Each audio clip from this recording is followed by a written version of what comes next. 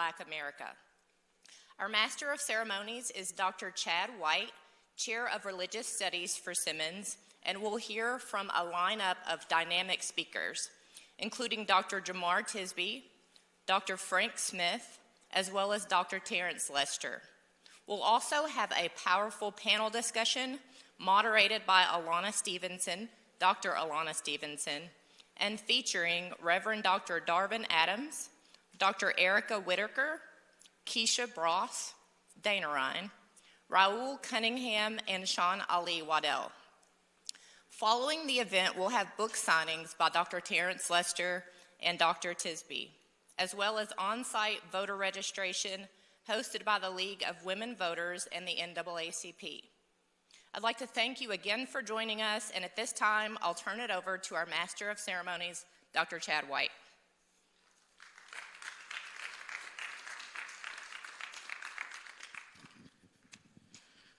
Good morning, everyone. We do pray and trust that you are having a good day so far. And I contend that any day above ground is a good day. Amen, somebody. Amen. Charles Dickens, in his late 18th century novel, The Tale of Two Cities, opens with some of the most infamous words to open a piece of literature. He argues it was the best of times, it was the worst of times. It was the age of wisdom, it was the age of foolishness, it was the age, an epic of belief, it was an epic of incredulity. It was a season of light, it was a season of darkness. It was the spring of hope, it was the winter of despair. And we're here today because it's evident that, in the words of Dr. King, that we are living in two Americas, one of prosperity and hope, another of despair and disgust.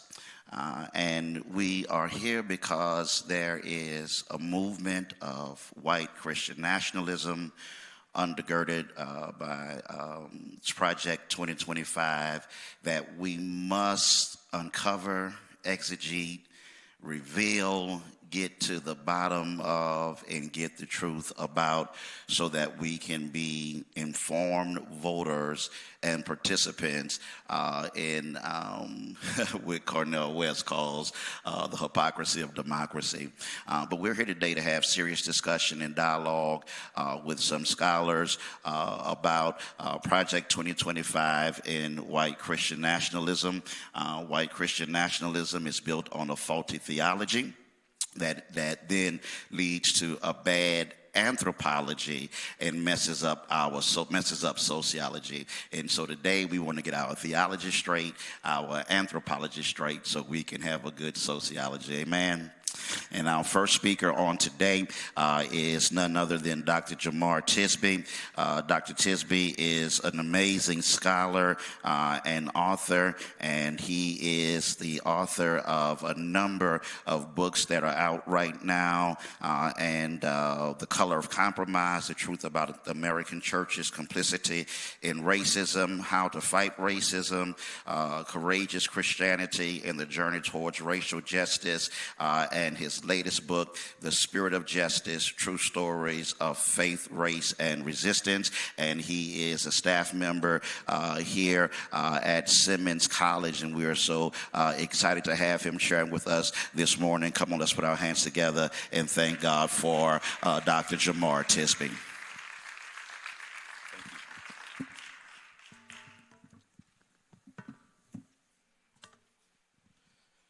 Good morning. I travel to and fro around the country talking about white Christian nationalism, and one aspect among many that concerns me is oftentimes when I am in rooms talking about white Christian nationalism, the danger of it, the urgency of fighting it, I am one of the few black people in the room.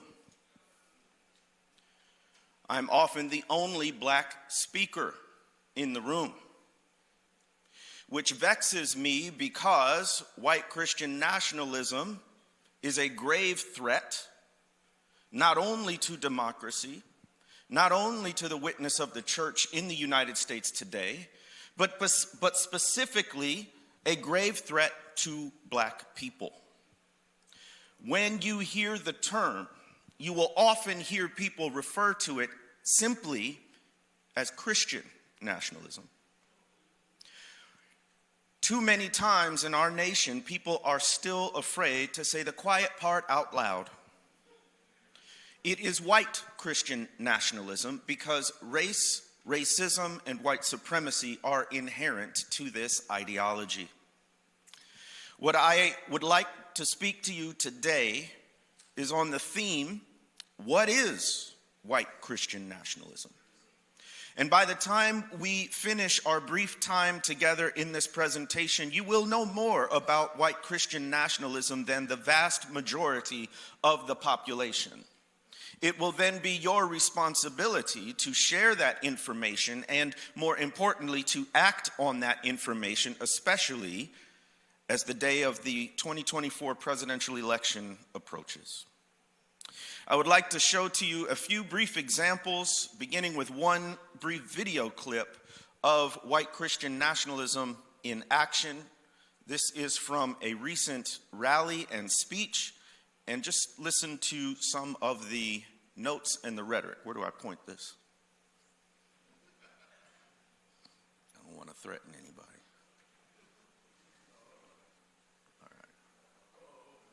All right, press play.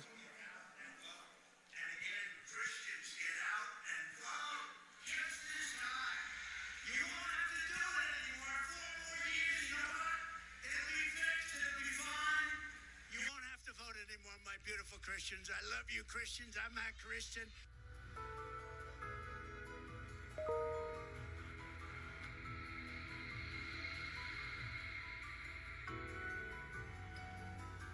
As soon as I take the oath of office, I will stop the Biden-Harris administration's weaponization of law enforcement against Americans of faith and against, frankly, their political opponent.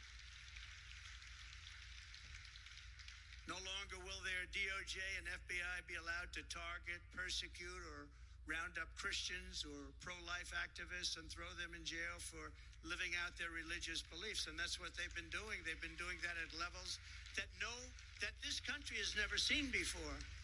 Americans of faith are not a threat to our country. Americans of faith are the soul of our country. All of you. You're the soul of our country. So we see news clips like these and we think, there he goes again. But what I want to point out are some white Christian nationalist themes that show up even in this brief clip. Number one, the reason why this clip made the headlines a few weeks ago was because he said, get me in office and Christians, you'll never have to vote again. What on earth is that about? That's actually about Project 2025 and the installation of an authoritarian style of government. What he's saying is, get me in office one more time, and I will use the legitimate levers of democracy to arrange things such that no one else can ever be in office. The popular vote will no longer count, that the will of the people will not truly be in play.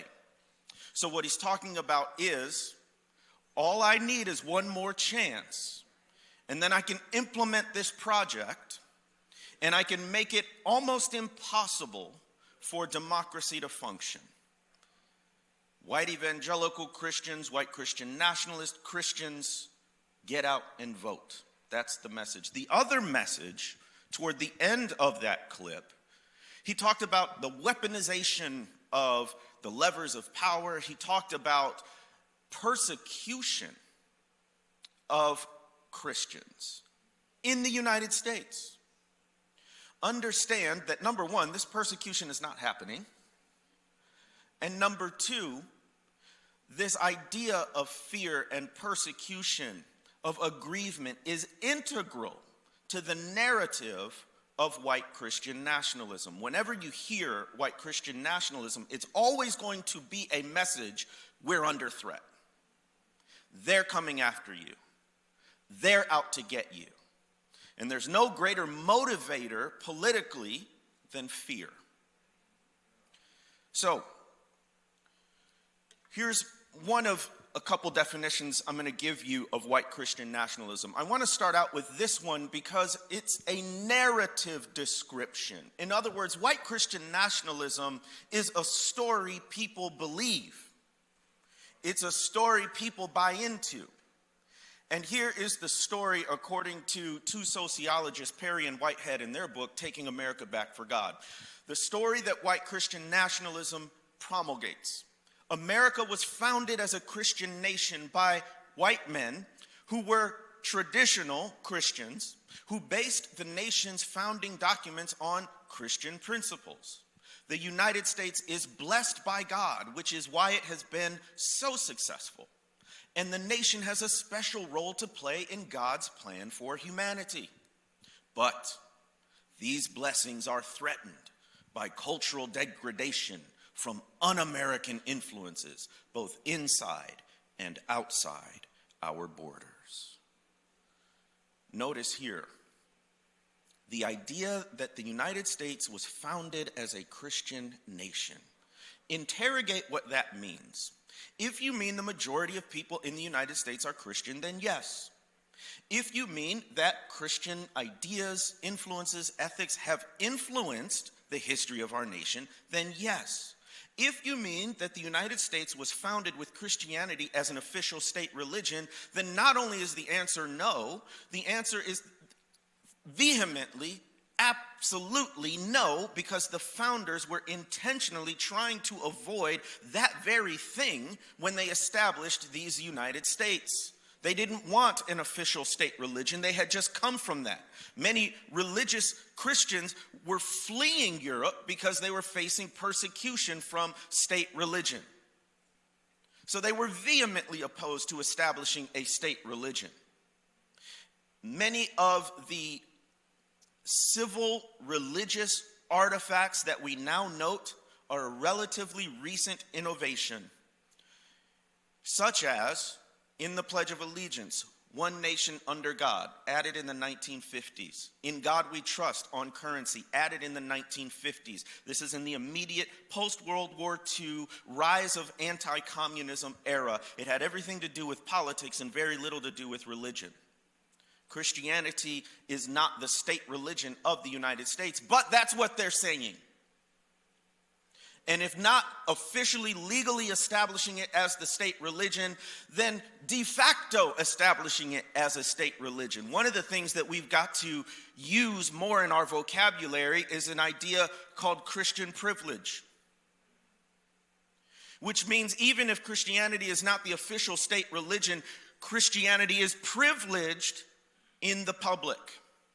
It already is because a majority of people are, but the issue is we live in a pluralistic democracy where not everyone is Christian. And our own faith teaches us that we need to make space for others.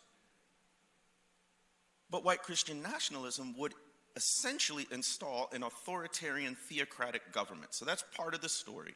This was founded as a Christian nation. We prospered precisely because we followed a very narrow fundamentalist version of Christianity. And now the prosperity and the fate of our nation is under threat by whom? Others. Isn't it so coincidental that others are so often black and brown folks? Isn't that interesting? That the others who are pushing this country into degradation are immigrants from nations like Haiti. Are black folks in cities. Are people who speak a different language. The other is somehow always anyone who's not white. We can speak honestly here, right? I mean, we're not doing ourselves any favor by tiptoeing around the truth. Let's just talk about it. So it is a narrative. What I often repeat is this, and you can use it if you want. White Christian nationalism is the greatest threat to democracy, and the witness of the church in the United States today.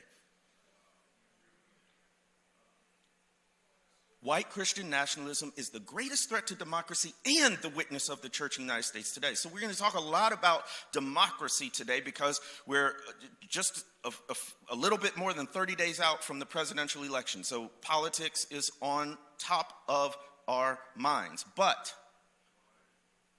understand that the largest block of religious folks today is called the religiously unaffiliated. The nuns, N-O-N-E-S. According to recent polling, 27% of the population identify as religiously unaffiliated, which does not mean they don't believe in God or they're not spiritual. The number of atheists and agnostics has remained relatively steady, but the number of people who are identifying as religiously unaffiliated, which means they don't identify with a particular tradition, denomination, congregation, that has spiked in recent years. The question is why? Why the rise of the religiously unaffiliated? Is it because they look at the church and we are too justice-minded? Oh, y'all are too concerned about prisoners. Y'all are too concerned about the poor. We don't like that, we're leaving. No! The rise of the religiously unaffiliated is due to things like sex abuse scandals in the church. It's due to things like narcissism and the abuse of power in the church. It's due to things like complicity with racism in the church. It's due to things like supporting a political candidate who refutes every basic Christian ethic we've ever been taught since Sunday school.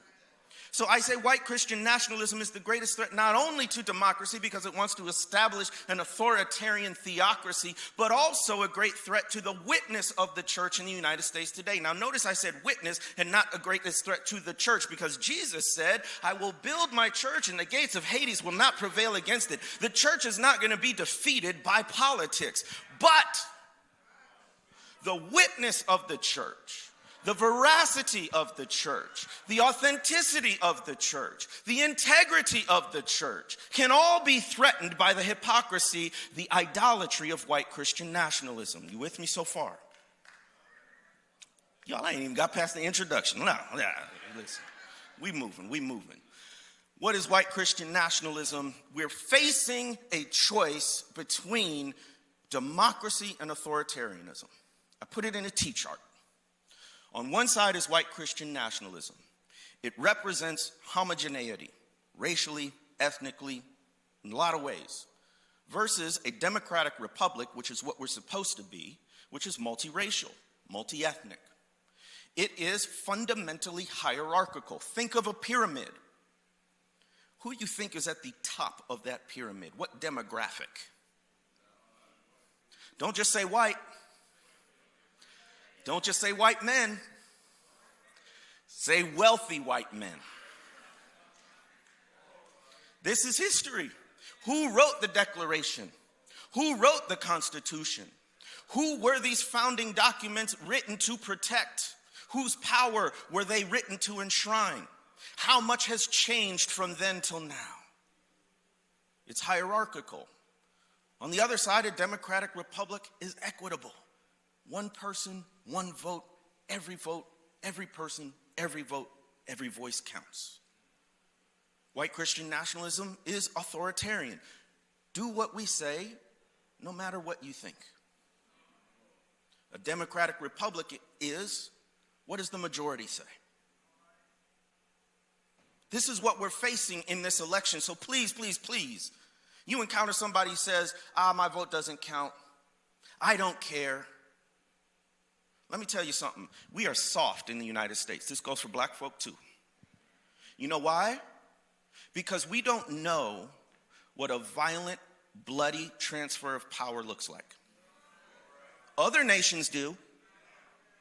But since our founding, we have only known the peaceful transfer of power. There's this thing called Inauguration Day, where the last president hands it over to the next president. And you know what is not present? Tanks and bullets and explosions and bombs. Now, we came close. I'll talk about January 6th in a minute.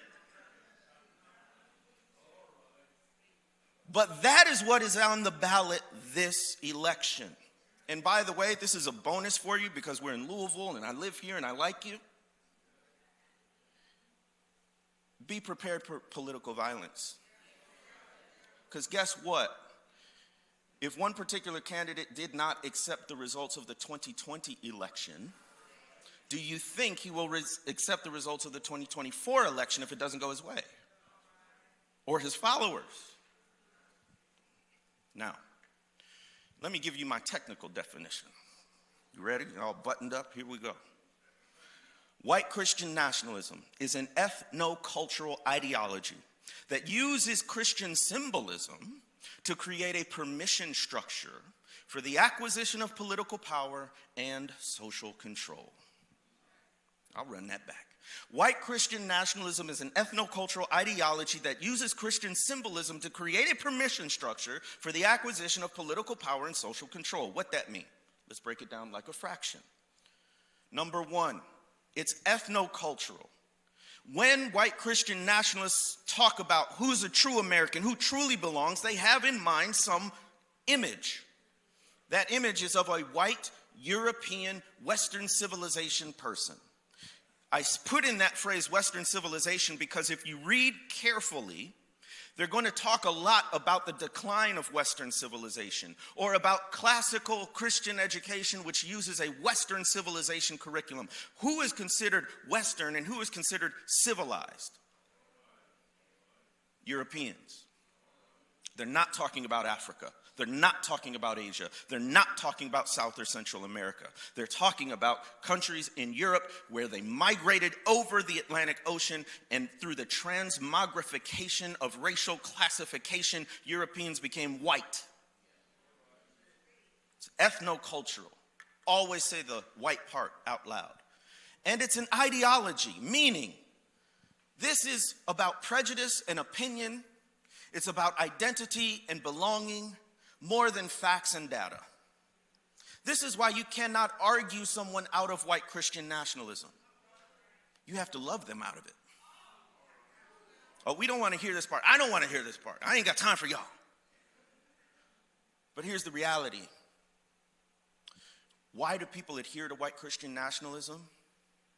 It's not really some calculated intellectual choice. The reality is, white Christian nationalists are human beings just like all of us, and all of us are looking for identity, inclusion, belonging. What they found in white Christian nationalism is a sense of community, is a sense of identity. This is who I am and this is what I stand for. And so in order to push back against white Christian nationalism, it's not enough to stack facts from floor to ceiling. That won't work. You have to give them a better narrative, a better story, a better community to belong to. This is the Christian part. Ooh, love your enemies? It doesn't mean be a doormat, by the way. It doesn't mean compromise with evil. What it says is, there but for the grace of God go I. And I will respond to you in the way that Jesus responds to others. I will not do what you are doing to me. I will respect the imago Dei in you, even as I disagree, even as I passionately disagree. I will not dehumanize you. Amen? Try that. That's your, whew. Now, it is Christian how? Not because it looks like Jesus. A lot of people ask, is white Christian nationalism Christian? The simple answer is no. It's idolatry. Y'all don't know I got my master's in divinity. I don't like to pull out that theology hat too much. I got the PhD in history. That's what I talk about. But if you want me to go there, yeah, it's a violation of the first commandment, violation of the second commandment. I think in particular it's a violation of the third commandment, not to take the Lord's name in vain. Why? Not taking the Lord's name in vain is not about cussing or cursing. It's about doing things in God's name that God would never condone. That's what white Christian nationalism does. It says, in God's name, we are authoritarian. In God's name, we are white supremacists. In God's name, we will trample over your rights in democracy. And that is violating the third commandment.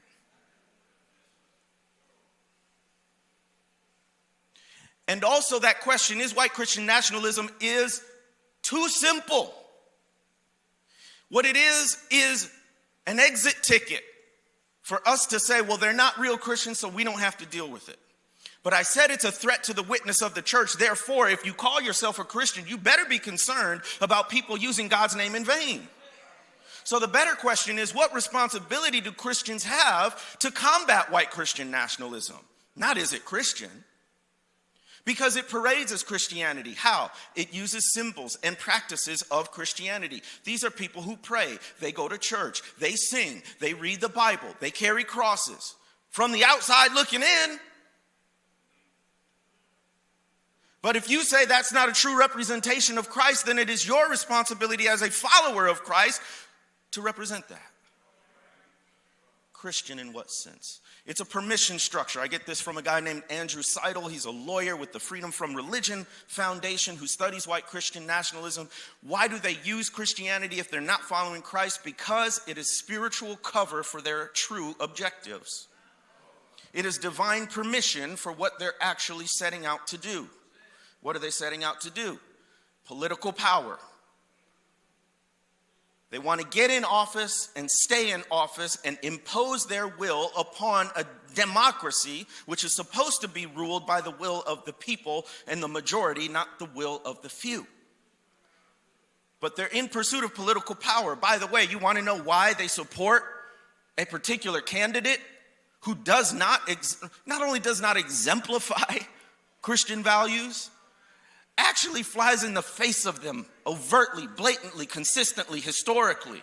You want to know why? Because many people are confounded. How could people who say they're Christians support this guy? Because it's about power. I'll talk more about this in a moment. Their other objective is social control. They don't just want political power, they want to arrange society according to this pyramid-like structure. I don't think it's too much of a stretch to say that the social hierarchy that white Christian nationalism seeks to impose is not that different from the social hierarchy on a slave plantation. With white wealthy men at the apex, their white biological family beneath them. I say white biological family because we know what happened with slave holders and black women. Then comes the enslaved people who, most people don't realize this, they were treated like family, but only in the sense of black people being considered perpetual children. Meaning they were part of the household, but they could never achieve independence and autonomy. And who had to take care of them nobly and benevolently? The wealthy white man. Father knows best. This is the social hierarchy. So this talks to gender and marriage. This talks to abortion. And this talks to who is where in terms of the poor and the middle class. All of that is a social hierarchy. Now, one of the things I want you to understand as we talk about white Christian nationalism, it's not an either or. You either are or you aren't. It's a spectrum. It's about how strongly you adhere to certain beliefs. And I'll talk about the statements that sociologists use to measure white Christian nationalism. In this chart, you see that the actual largest group, they divide it into adherents of white Christian nationalism, sympathizers to white Christian nationalism. We'll talk the most about those top two groups. Then they talk about skeptics and rejectors. Rejectors are the people who stiff-arm white Christian nationalism, see it for what it is, and reject it. A lot of them aren't even Christian. They see through it. Skeptics are like, I'm a person of faith. Some of this makes sense, but what y'all doing? Then on the other side are sympathizers and adherents. Now, those are often taken together, because the only difference there is the degree to which they adhere to white Christian nationalist beliefs. Adherents adhere. They're gripping it tightly. But they're a relatively small group, about 10% of the population. The extremes are always a small group, but they are disproportionately loud. That goes for the left too. But in terms of white Christian nationalists, the true believers, the people who would show up on January 6th, about 10% of the population. But sympathizers are 19, 20% of the population. The reason why they're often taken together in sociological examinations is because they vote the same. So as a voting bloc, we're looking at about 30% who adhere to white Christian nationalist beliefs in the polling booth. Some other data about it.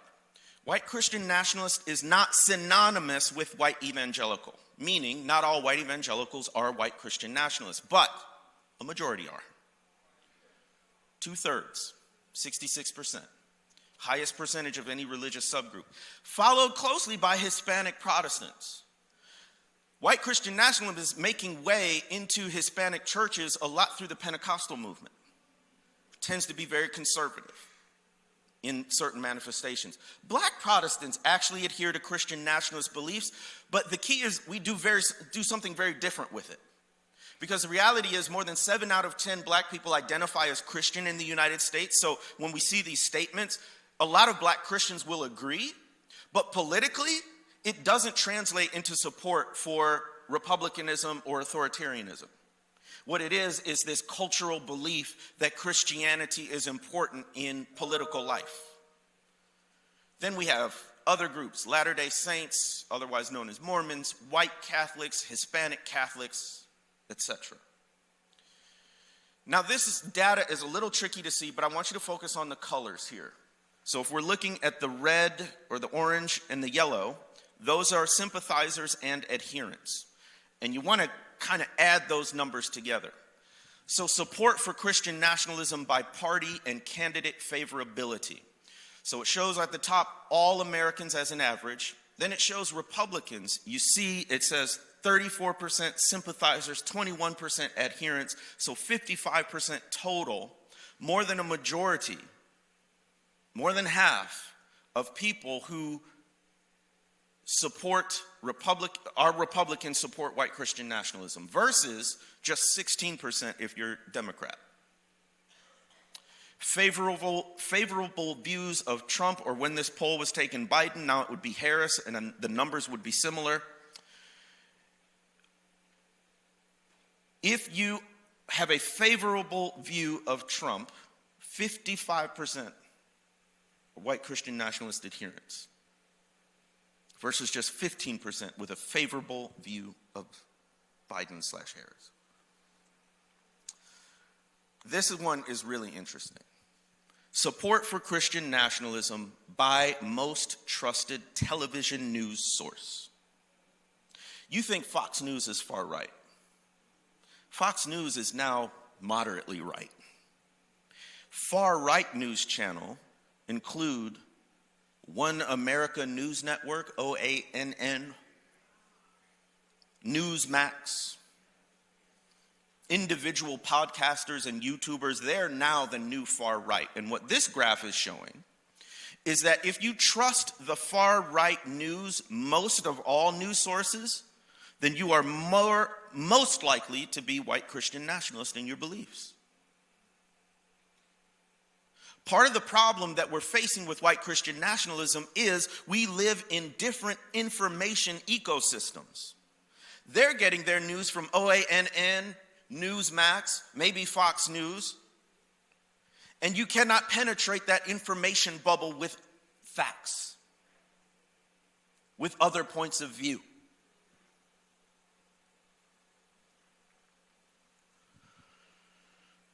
How do you measure white Christian nationalism? That is changing and evolving as the polling gets more sophisticated, but basically they ask, how much do you agree with the following statements?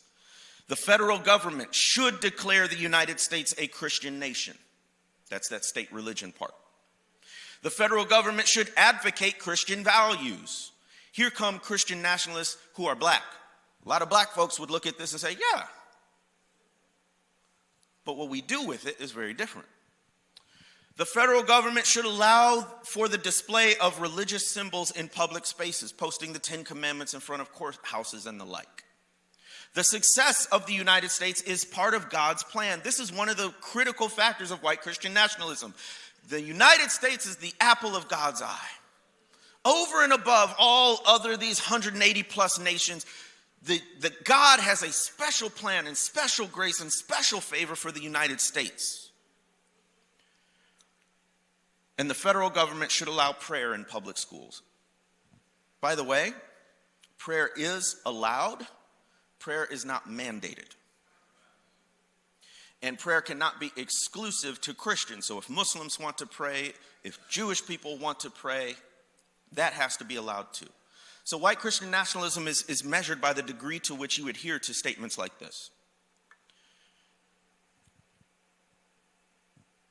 Talked about January 6th because I want to show you briefly how this actually shows up in real life. This is not an abstraction. We've been talking about polling, we've been talking about definitions, but this has a real life impact. So I want to show you a clip from a documentary. I was actually featured in it, but it's a documentary called God and Country. And it's about white Christian nationalism. And in this part, we can see how it shows up in our politics in a very dangerous way. Christianity are like baseball and apple pie, and we celebrate them together. I was 16, 17 years old when I became a Christian. I'm an evangelical minister. I've been a Christian my whole life. I'm a Christian nationalist. I have nothing to be ashamed of because that's what most Americans are. Is Christian nationalism Christian? No, it isn't. We should be blazing forth as a countercultural example, and instead, we're leading the charge of malice and division. Christian nationalism uses Christianity as a means to an end, that end being some form of authoritarianism. Being a Christian is about the values of inclusion. Christian nationalism is certainly not based on the values of the gospel. God wants America to be saved. They're told over and over and over again that you're in danger. You need to fight if you don't want to lose your country. We are in a civil war between good and evil. This is not a movement about Christian values. This is about Christian power. What happens to the people who don't believe this stuff? We are on the precipice. God is on our side. We're taking our nation back. The thing that keeps me up at night is that we lose democracy. Does that seem possible? Yes.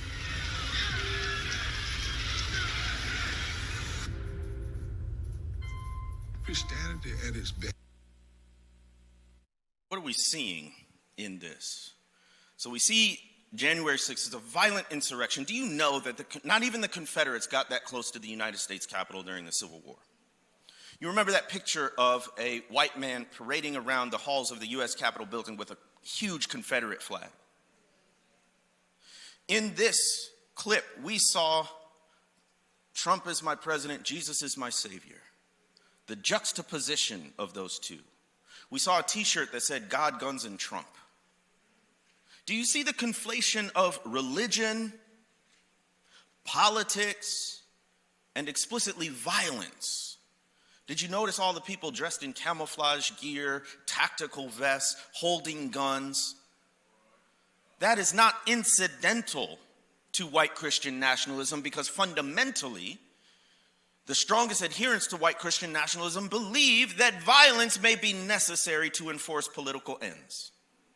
It's dangerous, y'all. Now, can black people be white Christian nationalists? Y'all know who this is. Mark Robinson, current Lieutenant Governor of North Carolina, running now for governor of North Carolina against a Jewish man, Josh Stein. The reason why Mark Robinson made it to office and became a darling on the right is because he showed up to a city council meeting after a school shooting advocating for more gun rights. There was somebody who recorded that. The clip went viral, and the GOP swarmed. They said, lift this guy up. He was working in a warehouse. He had no political ambitions or experience. And he runs for and wins lieutenant governor. Now he's running for governor, spouting all horrible kinds of things. Most recently, investigative journalists brought to light comments that he made between 2008 and 2012 on a pornography website called Nude Africa, where he calls Martin Luther King Jr. all kinds of vile names, where he calls himself, a black man, a black Nazi. He said if the KKK allowed black people, he would have joined and he would have called Martin Luther King Martin Lucifer Coon. And that's on top of the lewd sexual remarks that he made. There was a commentator named Clay Kane who went on news after these revelations, and he said it well. He said, this is what they think of us. This is who they put forth as the black candidate. Someone with no qualifications, no experience, no business being in office. They prop him up, and when he falls, people will stand back and say, see, I told you so. They're not fit to lead. They can't hold political office. All of our stereotypes and prejudices are confirmed. But can black people be Christian nationalist adherents? In a negative sense, yes, because fundamentally, it's an ideology. It's a belief system, and anybody can buy into it. I will move quickly along and simply say that white Christian nationalism is not new. We've been seeing it throughout our U.S. history, and particularly in politics. The first election after the Civil War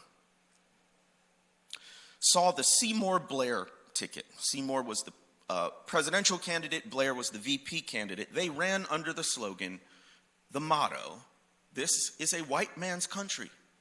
Let white men rule.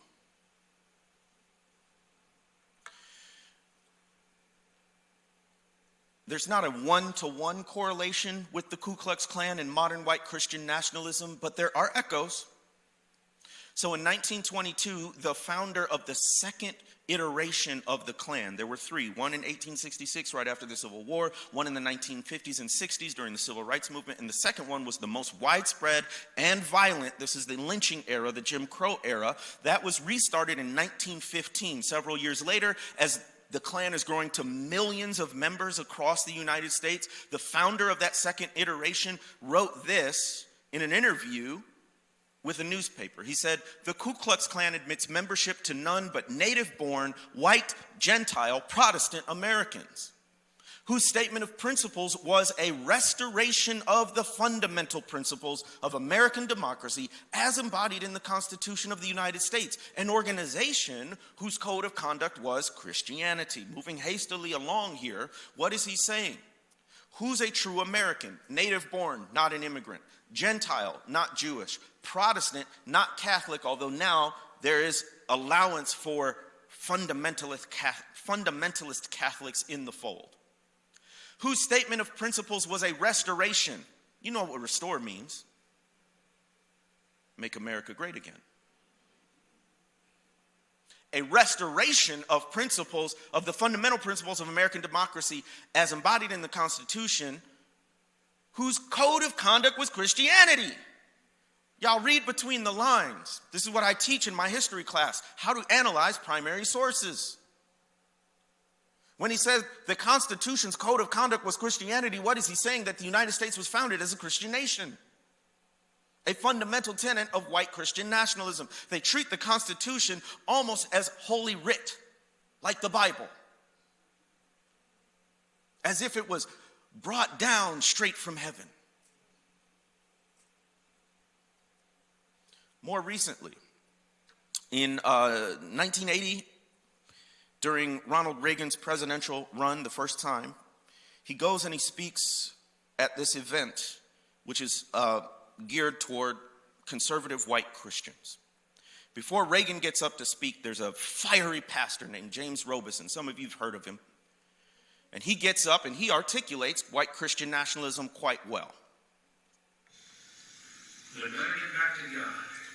I believe we need to send a message to Washington and send it loud and clear. If this nation is to be great, it won't be one nation under government, and it doesn't say on our coins, one nation under government, and it doesn't say in our pledge, a nation under God or in government we trust, or one nation under government. It says one nation under God, in God we trust. I'm convinced unless we trust in God, this nation is finished. I thank God Mr. Reagan was willing to come here tonight, because it took a lot of concern about what you think and a lot of courage for him to walk in here tonight and speak to you. And I want to thank him for coming. May God bless America, because America once again blesses God. Thank you, and God bless you.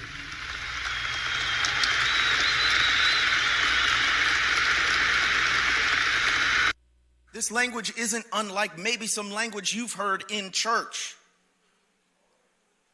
But who do you think was assembled there that day? Do you think it was a multiracial, multi-ethnic coalition of faithful people concerned about democracy? No. It was majority white Christians, ultra-conservative, fundamentalist white Christians who were afraid of what was happening in their country, namely, in the penumbra of the 1960s civil rights movement, the Black Power movement, and everything that was going on in the 1970s, they thought that the United States was going to hell in a handbasket because of all these others. And they needed a champion for themselves. And they used this Christian-coded language of politics and power in speeches like we just saw. And then next, we get a very savvy politician who, again, does not represent Christian values in many ways. He was a former union leader when he was an actor. Divorced, which a lot of Christians, conservative Christians say he can't do. Very liberal in a lot of his beliefs for most of his life. Until he makes this right turn and gains immense popularity, first as governor of California, then as a two-term president. And here's a brilliant move in this very speech that you're about to hear that solidified, clinched evangelical support for Reagan, who even today is seen as a conservative hero. Listen to what he says to this group of white evangelicals.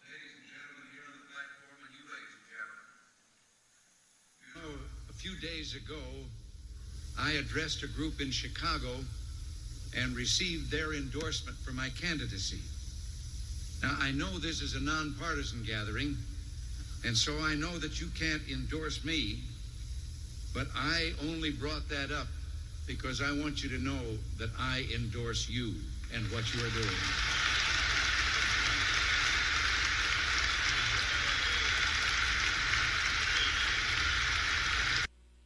This is now 40 plus years old when this speech was given. It's a piece of history. This is a piece of primary source historical information. What did Reagan mean when he said, I know you can't endorse me, but I endorse you? You ever seen girls at an Elvis concert?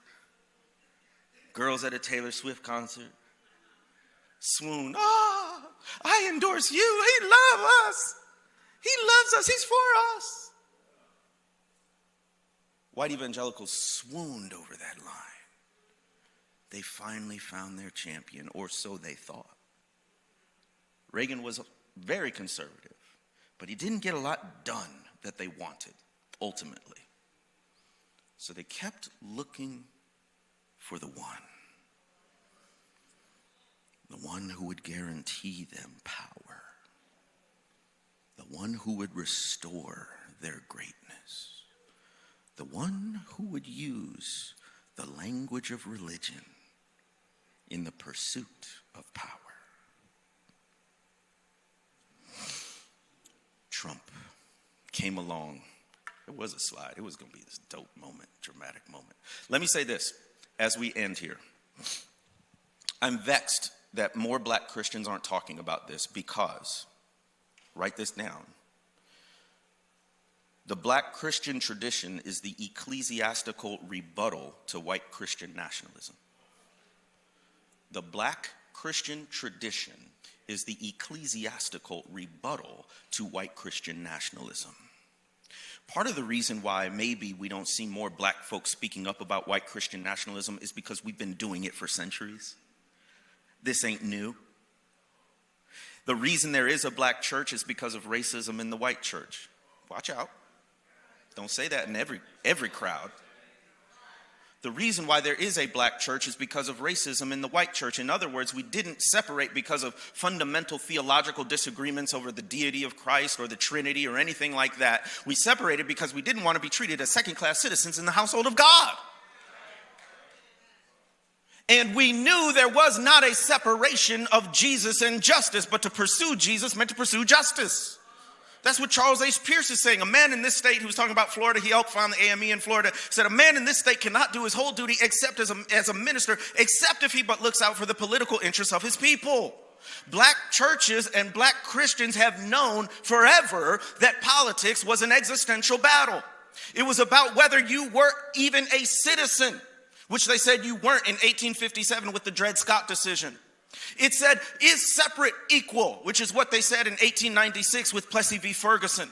It said, do we have voting rights, which they said in the 1965 Voting Rights Act and the 1964 Civil Rights Act. It said, who is in power matters to us because it matters whether we get an anti-lynching bill, whether we get reparations, whether we get publicly funded schools. It's not a hypothetical pie in the sky decision. It's always been life or death. Frederick Douglass was very practical about it. He said, for the life of me, I cannot see how any honest colored man who has brains enough to put two ideas together can allow himself under the notion of independence to give aid and comfort to the other party. It's never been a both sides are both bad. We can't get involved. Frederick Douglass, who was enslaved himself, said, no, there's a clear party of progress and there's a clear party of regress, and I don't see how anyone who can put two thoughts together would even consider voting for the party of regress. And he went on to say, look, hold your party accountable. Tell them your wants, but do your utmost to keep it in power in state and nation. What is he saying? Get somebody in office you can work with.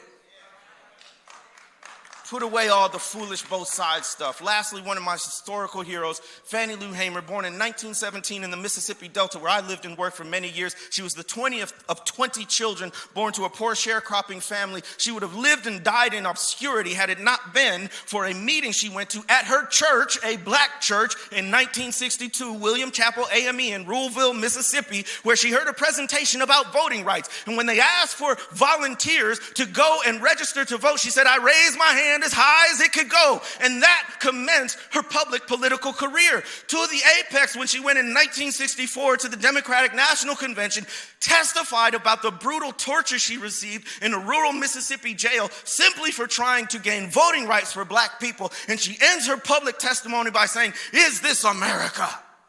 The land of the free and the home of the brave, where we have to sleep with our telephones off the hooks because our lives be threatened daily because we want to live as decent human beings in America. The black Christian tradition is the ecclesiastical rebuttal to white Christian nationalism. And I go back to the founding documents, which they love so much. Let's look at the preamble of the Constitution. You remember what it says. We, the people of the United States, in order to form a more perfect union, do establish justice, ensure domestic tranquility, provide for the common defense, promote the general welfare, and secure the blessings of liberty to ourselves and our posterity. That means everybody who come after you.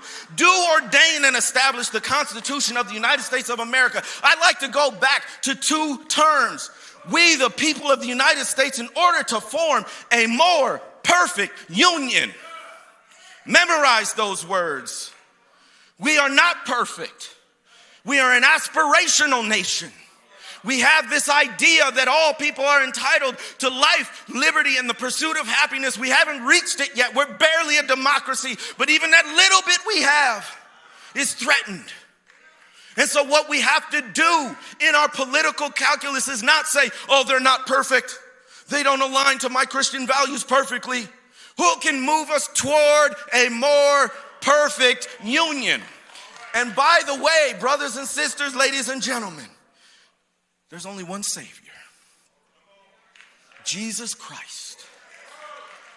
And when it comes to the political sphere, you're looking for a particular candidate, you're looking for a particular policy, you're looking for a Savior. Don't look any further than Jesus as your Savior.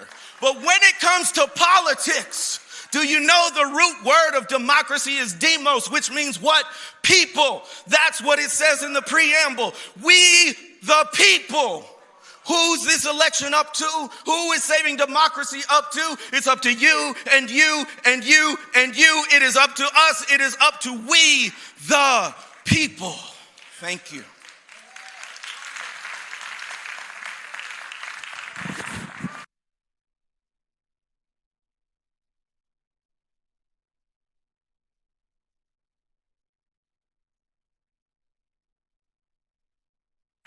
Again, let's give it up for Dr. Jamar Tisby.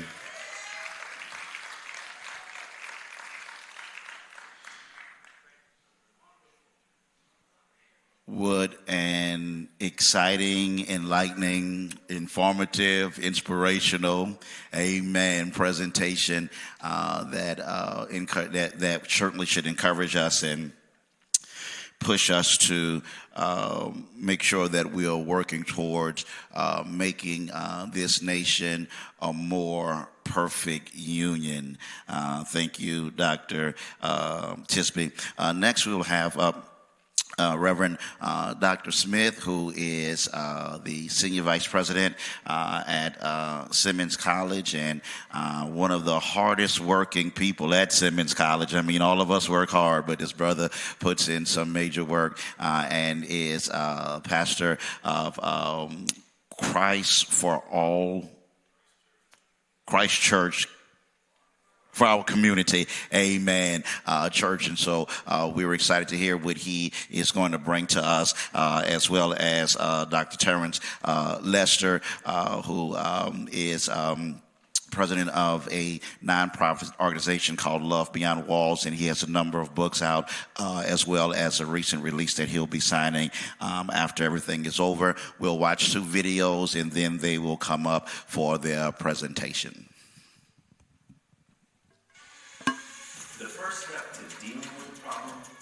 Acknowledging the truth of the problem. And the truth when it comes to racism is that racism never goes away, it just adapts. Whether slavery, segregation, mass incarceration, or things being labeled woke or critical race theory, it's all just so exhausting. But there's more to the story. There's more to the history. Just as there has been racism in every era of history, there's also been resistance to racism. There have been people who tapped into what I call the spirit of justice to find a way to assert their dignity and to demand a better reality. And the good news is the spirit of justice is alive today. It's in each one of us. It gives us the strength to take one more step on the journey of justice, to get up just one more time. And we have this great chorus of voices who have left the legacy of their lives as an example. We can resist. We shall overcome because we have the spirit of justice. Good morning. Good morning. Haven't we had a wonderful time already? Dr. Jamar Tisby. Let's give it up for Dr. Tisby. I certainly I don't know if I'm a hot dog stuck between these 2 great buns of Dr. Tisby and Dr. Lester. We are blessed today to have heard this rousing and accurate presentation about white Christian nationalism. And I want to make sure that we support and do everything we can to get books today that will be available in the concourse to follow up on many of these great matters. I'm certainly appreciative of this opportunity and always salute our president, Dr. Cosby, and the administration of Simmons. And as we move forward from this discussion about white Christian nationalism, we're moving now to a discussion concerning this concerted effort that has white Christian nationalism as a key foundation of it, as has been stated. Now, you've just seen this clip. I want to thank Chris Sanders for sending that to me, and we put it because it gives us a snapshot of all of the various topics that we should be concerned about in Project 2025. There's a great sense of urgency that we need to have. Often people think about a political candidate, but you also have to think about the fact that the candidate is elected by people, groups of people, and the groups of people are very serious about the agenda that they want and that they crave. And so it's important that we realize that in our synopsis. When we began discussing at Simmons this series of events that we have held an event a few weeks ago, and then last week, and now today, we wanted to emphasize the fact that a lot of the information is not getting to the black community, as Dr. Tisby mentioned. So we wanted to get information out to us so that we can share it widely, because this upcoming election has an aggressive agenda, a very aggressive agenda that we need to understand, and we want to be equipped so we know how to combat it. I want to spend a few moments giving a general introduction to Project 2025. As soon as I can, I'll get out of the way, because like John the Baptist, I have one coming behind me whose Jordans I'm not worthy to lace up. Now, the impact of Project 2025 on the black community, understanding ideology, fear, and policy. Now, while Project 2025 will have an impact on many sectors of America, our targeted focus here is how will it impact the black community if launched. So as you view these slides, I also want you to note that we've included historic photos throughout, and these photos should speak to our hearts this morning. For those who have gone before us, struggled, they fought, they endured. They went through all kinds of attempts to tear them down and to restrict them and to isolate them, but yet they were still resilient. They found a way to keep pressing on, and they championed the cause. Guess what the cause was? The cause was us. They built institutions. They sacrificed. They gave up even their lives just so that things could be better. They passed along to us Simmons, and they passed along great black churches and great legacies. So I want to submit to us that regardless of what we are facing right now, we are a people who are built tough, we are strong, and while there are some things that may appear oppressive in something called Project 2025, if we look at our ancestry, if we look upon our glorious past, we will see the stuff that we too are made of. And we will rise to the occasion, and we will fight, and we will learn, and we will grow, and we will develop, and we will win the victory. Now, in order to connect to this understanding of Project 2025, it is important that you become familiar with the website, the official website of Project 2025. It's project2025.org. And you should become familiar with this website, because on that website you can find everything that they are proposing. So I would hope you would take your tablets and your phones, your devices, your computers, and you would begin to look through and begin to study the website. And there are also many websites through Google, through searching the internet, that you can find to help you learn how to counteract Project 2025, like democracyforward.org is another website. But at the top of this website, and you probably can't tell, the print is small, you will see that there are tabs at the top. There's policy, personnel, training, and playbook, and then about.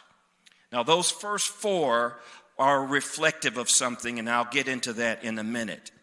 But I want you to start by looking at the About tab, and as you look down, you'll see a drop-down called Advisory Board. In the Advisory Board, you will find that there is a broad coalition of over 100 conservative organizations that have come together. And I would invite you to click on any one of those organizations and review them. For example, there is one called American Accountability Foundation. That is one, and you'll see this quote there: deploys aggressive research and investigations to advance conservatism while heavily scrutinizing politicians, political appointees, establishment organizations, and government policies. So what I'm wanting you to understand is these organizations are not just lounging around. They are awake day and night, plotting and planning. Okay, and they're not relaxing. They're serious about coming together for a common agenda. And many of these organizations may not even agree on everything in Project 2025, yet they will come together if it means advancing a portion of what they want. Because what is it about? As Dr. Tisby said, it's about gaining power. The next thing I want to look at is who originated Project 2025. Now, Project 2025 is spearheaded by the Heritage Foundation. And notice that this is a presidential transition project. That's really what it's about. It's about getting things ready for the transitioning in of a Republican president. So they're ready to take effect on day one with significant changes within 180 days. Now, last week we sponsored a showing of the movie at Simmons, Bad Faith, and I want you to please look at that movie because it will help you see the line of conservatism that happened as a result, as Dr. Tisby he couldn't have queued us up even better when he went to talking about Ronald Reagan. Ronald Reagan, at the time he was president-elect, developed what is called the Mandate for Leadership.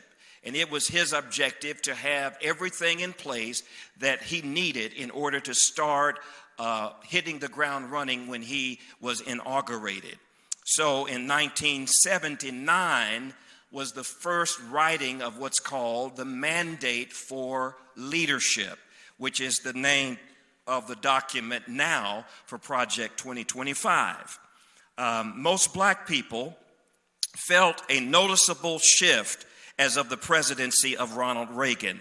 And it was because back then they had a Project 2025 agenda then. So if many of you remember the Reagan era, you remember all of the tax cuts and all of the things that went on, and we felt it in the black community. Well, here we are again. Back then, it was the Council for National Policy, and out of that council grew several organizations. For example, the Moral Majority, the late Reverend Jerry Falwell, and many others. They organized around the assembly, most likely, that was played today with Pat Robertson. You find the Moral Majority was brewing at that time to gather this convening of white Christians. And then one of the spawn-offs, if you will, of that council was the Heritage Foundation. And so we see the Heritage Foundation. And one of the things that we need to see about this mandate is that it represents an ambitious set of plans of an anti-democratic presidential administration to take swift, far-right action that would cut wages for working people, dismantle social safety net programs, reverse decades of civil rights progress, and redefine societal norms and undermine the economy. So, when you look at Project 2025, they're striving this term, and Dr. Tisby alluded to it when he talked about one R word, but restoration. But here's another word, return. This notion of return the United States to a path of conservative governance, emphasizing limited government, personal responsibility, and traditional American values. In other words, conservative governance means it's not going to be generous, not helping. It's going to be taking away. The notion that a lot has been wasted. That's what they're trying to say. A lot has been wasted. And we got to stop wasting this and that. A lot has been inefficient. A lot has been lost. And so we got to get back to conservative governance. And then when you see personal responsibility, it means we're going to set it up so you can do for yourself. Good luck. We want our money. We want our wealth. It's not your money. It's ours to keep. Get the best way you can. You can do it. We believe in you. Have a great day. Personal responsibility. And so that's one element. This is the bottom. You'll see a graphic that's from the website that talks about policy resource for future conservative presidents, the American people, and anyone who is interested in learning more. All right. I'm trying to move along here. Let me go back. So these are some of the goals. I want to point out in particular one of the goals you'll see here in the middle, early planning and preparation. They are trying to have everything rolling as of the election day.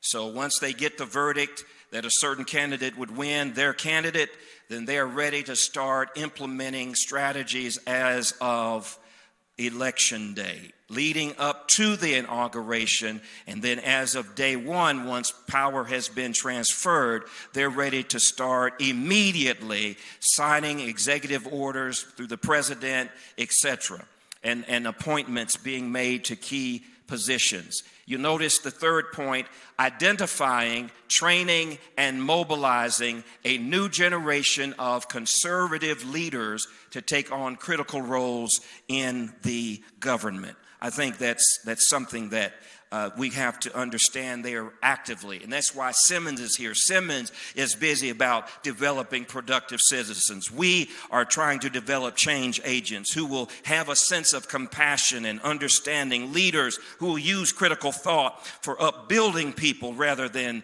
tearing them down and leaving them by the wayside. So we are a counterbalance to this movement. Quickly, there are 4 pillars to Project 2025. And you should become familiar with this. Again, those 4 tabs at the top of the website: policy, personnel, training, and playbooks. These are the 4 pillars. Now, please note that in the they're seeking for these policy recommendations. So what you'll see in the 900-some page document of Mandate for Leadership are recommendations for not only the takeover of office and the administration, but to deal with the various areas as it relates to governance of this nation. So there are detailed strategies for each major federal agency, detailed strategies outlined on how they're going to go about it. And you can read that in the Mandate for Leadership. Second, a personnel database and vetting system. They have made a concerted effort to recruit and to attract people into the opportunity of applying for positions in the Republican administration, should that candidate win. Okay, so this is a concerted effort. So you can go to the website. If you click on Personnel tab, you'll see that there is a place to apply. And there is a process that they have of pre-vetting and vetting those persons who could potentially be staff persons for the administration. And this will help them streamline all of the appointment processes. There's an emphasis on loyalty and alignment.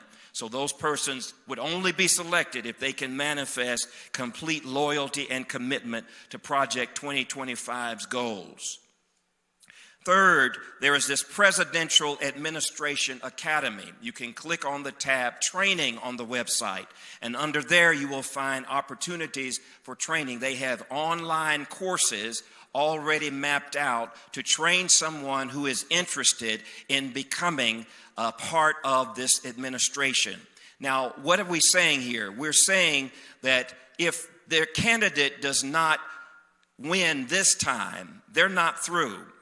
They're preparing the next generation of leadership. This is not going away. They're concerned we got to get everyone in, but we want them to be trained. We want them to understand what's going on. And as we develop these playbooks for policies, etc., we want them to be well informed. And then finally, there is the fourth pillar, which is the detailed playbooks, the transition plans. So they're going to form teams, and they're going to have teams dedicated to each major federal agency.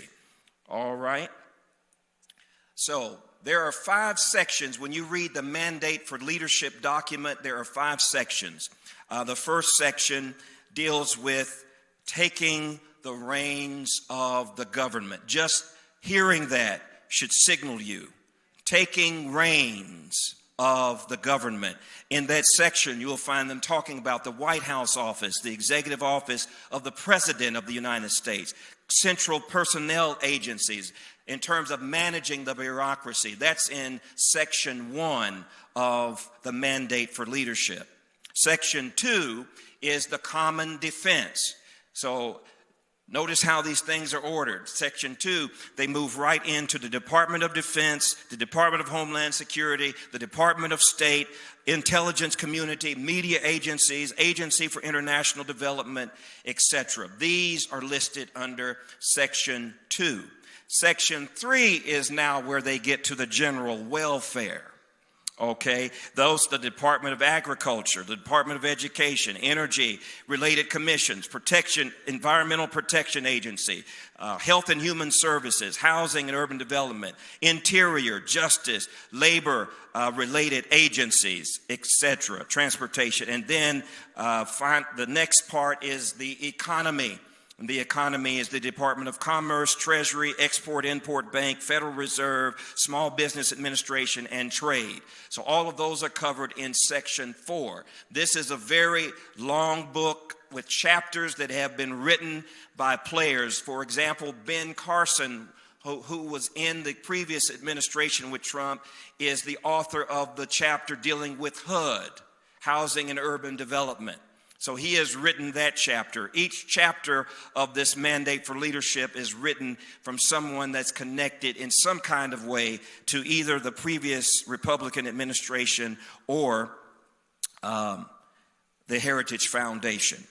And then the next Section 5, independent regulatory agencies. So this is where you get into Federal Communications Commission, Federal Election Commission, Federal Trade Commission. Now, when you get into all of these different areas, you're going to find that they're interested in streamlining how these processes work. So, for example, in the Department of Education, and Dr. Lester will talk about that. They're talking about dismantling the Department of Education. But one of the things that they're trying to do is these other departments have pieces of other departments within them. For example, the Department of Education has the Department of Justice in them. We just had a ruling here with our school board about something of the Office of Civil Rights that is within the Department of Education. They're going to say, no, we don't have any justice work in the Department of Education. We're pulling that out and we're putting it over here with the Department of Justice. Okay? And that's how they're going to streamline these various departments. So there's no accountability within any of these other areas when it comes to making sure there's fairness and there's justice. Can you see what's happening here? And so there's a lot that is that's going on. But I'm getting ready to close. But I want us to also know that this particular mandate document, Mandate for Leadership, has an afterword, and it's titled Onward. When you read Onward, it gives a history. It gives a history of Ronald Reagan's involvement with the Mandate for Leadership, and it moves forward, and it talks there about the fact that when Ronald Reagan took office, Ronald Reagan there were 2,000 recommendations that he had from this Mandate for Leadership. He got 1,000 of them done in his first year. The next guy who is running for office now for the Republican Party, Donald Trump, when he was in the first time, he accomplished 64% of the Mandate for Leadership that was given to him when he started office. 64% he accomplished. They are relentless. This time, they want 100% of their objectives met, and they want most of it done within the first 180 days. So I would encourage you to read the website, get familiar with this website, and let me move on to say this. The black community has always had to fight. We've always had to fight against racism. We've always had a constant struggle. So what am I saying? We are built for this. We are built for this. And the thing that is so important that I want you to understand is just as removing key structural supports can cause a building's foundation to become unstable, those sweeping changes proposed in this project threaten to dismantle the very pillars that uphold our community, thus jeopardizing our progress and our stability. So I hope that we will take very seriously the mandate to vote.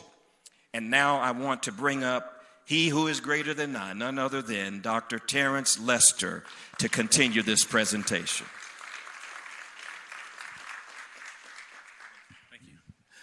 Thank you, Dr. Smith. So, in preparing for this presentation, I was taken back to 2020. You remember the image that was plastered over the media outlets. It was a knee in a black man's neck. George Floyd. 8 minutes, 46 seconds. I can still vividly remember the subtitles coming underneath the commentators on the news stations. But what was so unnerving was my son. He was 9 years old at the time. Sorry, son, but he was still playing with tanks. Months later, he would come down and he would notice my wife and I sitting on the sofa watching the news, but then we started to see a sudden shift. We started to see army in the streets and tanks in the streets. And my son, one day, I remember it so vividly, he taps me on the shoulders and he says these words. He says, "Dad, why are there tanks on the television?" So I had to grapple with two questions. In what ways does Project 2025, thinking about the recent history, threaten the black community? And the other question is this: how do I communicate this in the most simplistic way without offending anyone's intellect? And so I thought about my children, as we all should. I thought about my black son and my black daughter. I think about the black students that are here at Simmons College of Kentucky, Louisville's only HBCU. And I thought about the game that we like to play as a family. I thought about Jenga. Has anybody ever played Jenga in here? It's one of my family's favorite games, especially my son and my daughter, because they love to stand around this wooden structure and claim victory when the other person loses. or the tower collapses. If you've ever played this game, it has a powerful metaphor, although it's very simple. This game contains a lot of wooden blocks. And when stacked together, they form a tower, a building, or a structure that stands. And as long as this structure or tower is not tampered with, then nothing happens. But the goal of the game is for its participants to take turns removing blocks. Making it more unstable for the next player by tampering with the structure. If one player removes just the right block without causing the entire structure to collapse, it then places pressure and weight and sometimes anxiety when it's the next participant's turn to pull a block from the tower. And when this happens, the structure becomes so unstable that the instability causes or can cause something that had a foundation to topple over completely. Some of y'all are not with me yet, but let me suggest this. Can I suggest to you that Project 2025 in its simplistic form is similar to Jenga?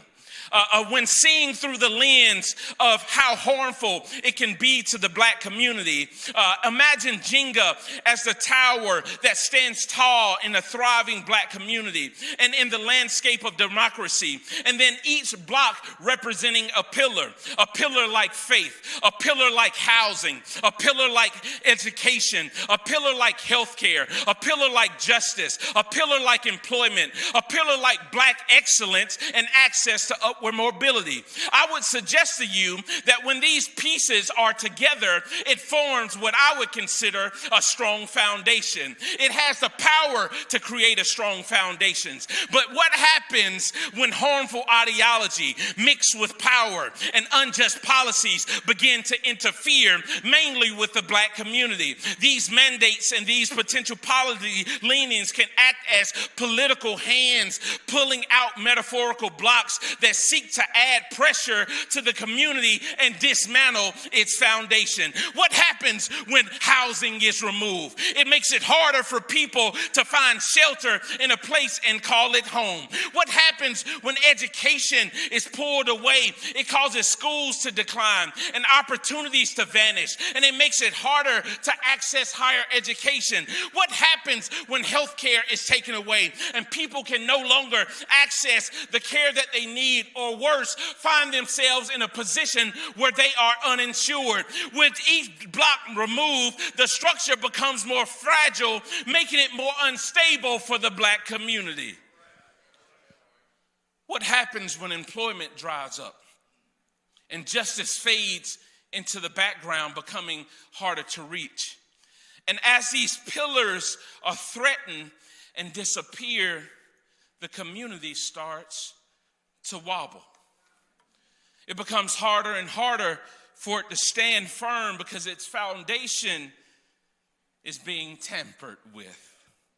And just like in Jenga, if enough of these critical blocks are removed, and when that critical support is taken away, the community itself can almost feel like it's wobbling, because the entire structure is threatened. So I want to name three components of control that Project 2025. There's a progression of control. And when looking at these three components of control, we can see exactly how this is achieved. First, it starts with a political moral panic. What is a moral panic? A moral panic is a tactic that is often used to create mass fear around a particular group or issue. It is carefully crafted narratives designed to paint something as a threat to society, even when that threat is a false, wildly exaggerated idea. So when considering Project 2025, we have to ask the power questions And one of the first power questions we have to ask is, who is afraid of losing power? Who's afraid of losing power? And why would a mandate have to be written to pull at the foundation of many communities that have been otherized and excluded and marginalized and put into positions where they feel like they're unstable and wobbling? But we've seen this tactic before, haven't we? Remember the war on drugs? It created a moral panic that disproportionately targeted black people, portraying them as dangerous and threatening. We've seen it. Remember this political rhetoric?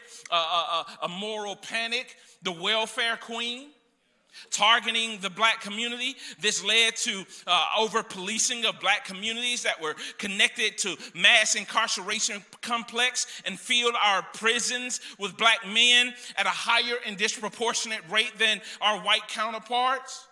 Remember the term super predator, the myth that was going on in the 1980s and 1990s? You see, moral panics drive people to support laws and policies that are rooted in fear-based coded language and not facts. These policies appeal to those who feel that their power and their way of life is being threatened by societal changes, particularly changes related to race, equity, and equality. And what happens when fear becomes the basis for policy? We see over-policing.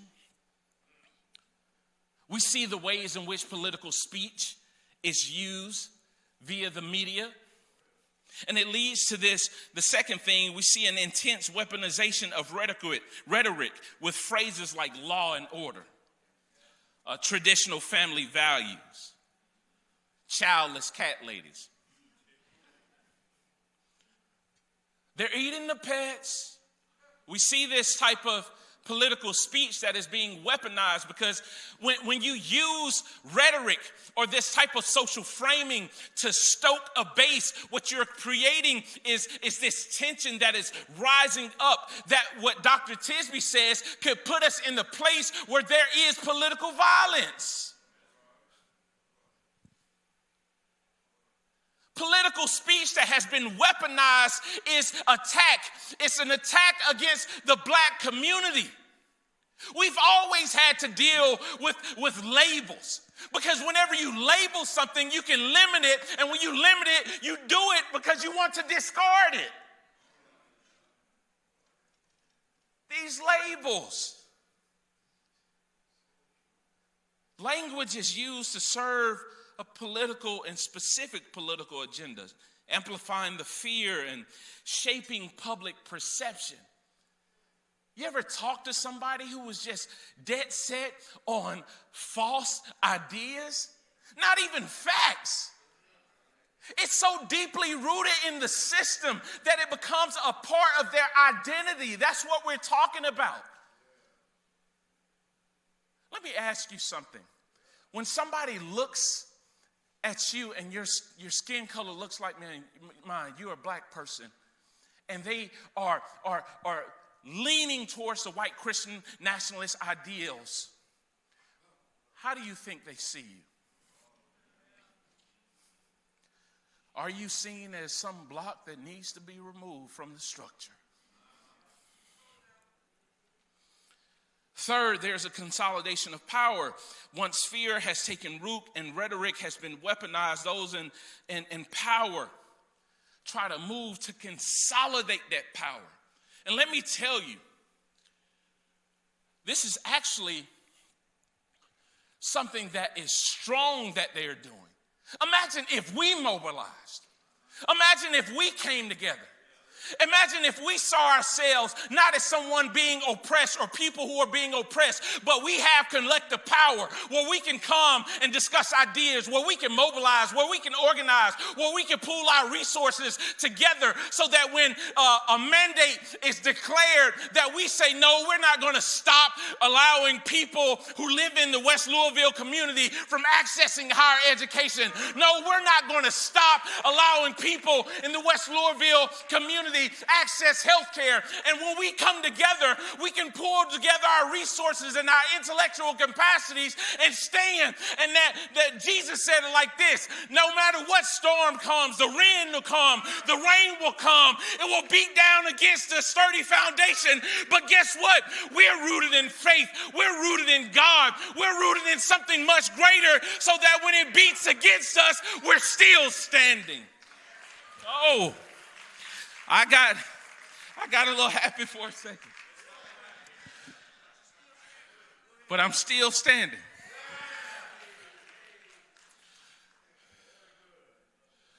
So it harms the foundation, and I want to move quickly. There are 5 critical foundational blocks that Project 2025 could pull on, potentially causing harm to the black community. The first one is education. Project 2025 supports reducing the federal government's involvement in education. And I want to state this. This is an actual quote from page 319. It says, federal education policy should be limited. And ultimately, the federal Department of Education should be eliminated. It's in there. What does this do? This could cause a reduction in federal oversight, could result in cuts to critical programs like Pell Grants and federal student loans and lifelines for many black students.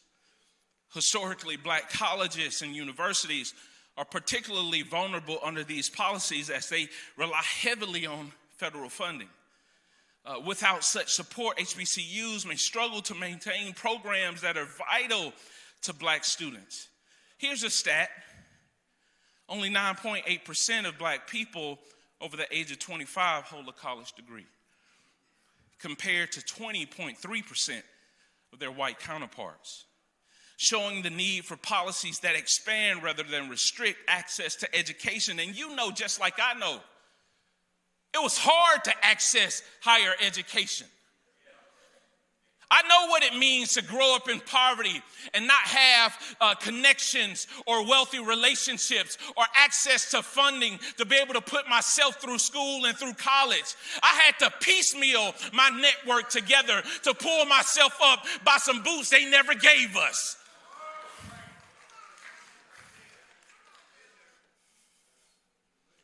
Education. It could restrict a student who is black access to higher education. Another block that is being tampered with is the civil rights block. Project 2025 suggests that reorganizing the Department of Justice Civil Rights Division to narrowly interpret civil rights laws. Here's another quote from the document that is over 800 pages. Page 562.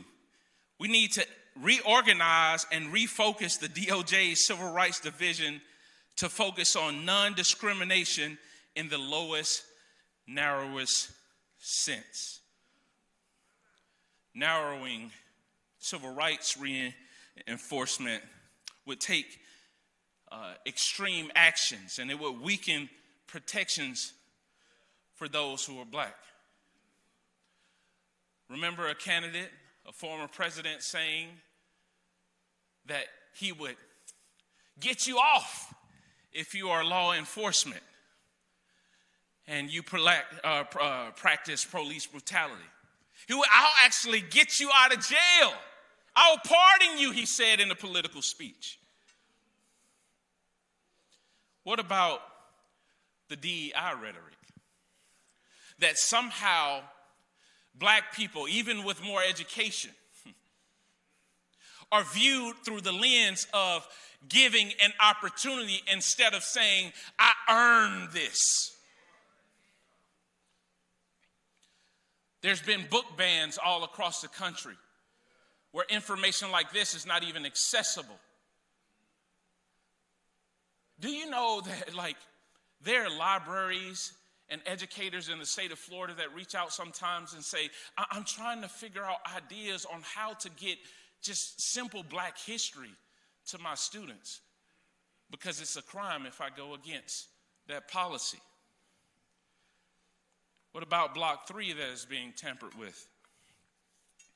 Healthcare. Here's another quote, page 466. Over the past 45 years, Medicaid and the healthcare or health safety net have evolved into a cumbersome, complicated, and unaffordable burden on nearly every state.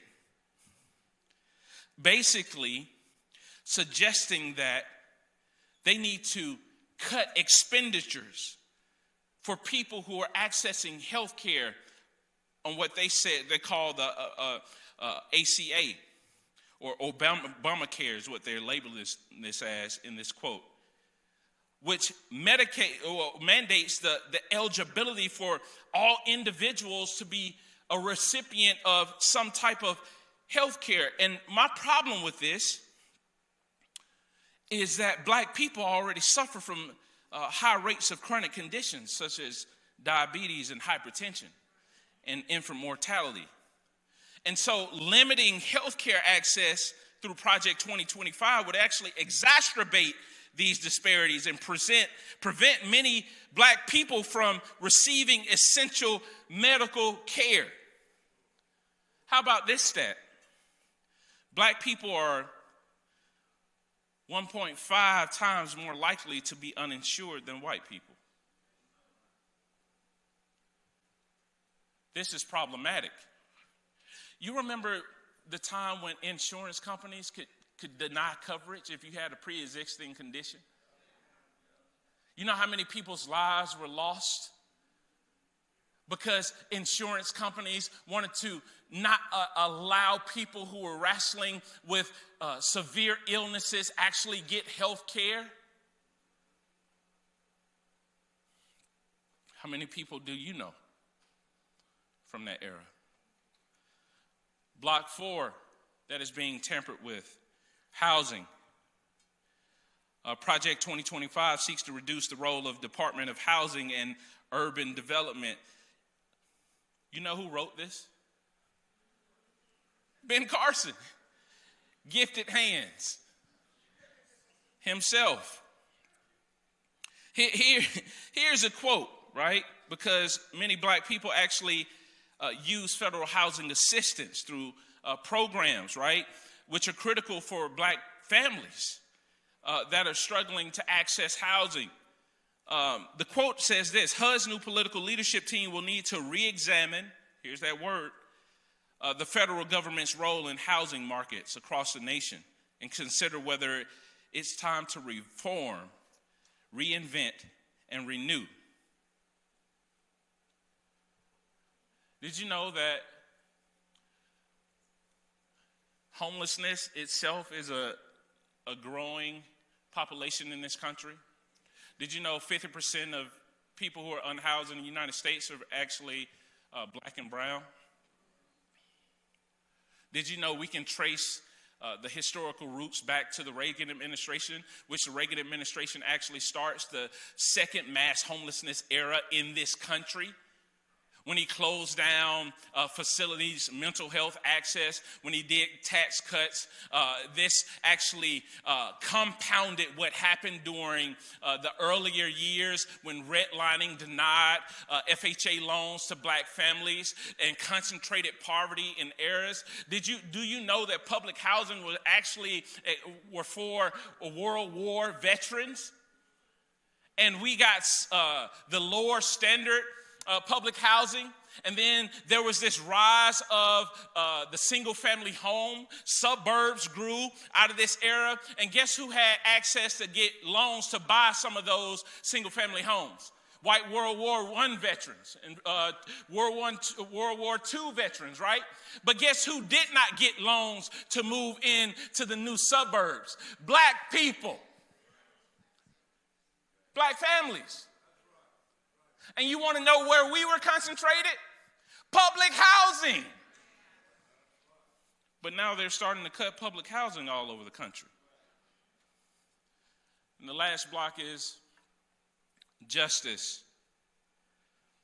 I was I was riding not too long ago in a city that has heavily populated area of black people and black families, but not too far away was a construction factory.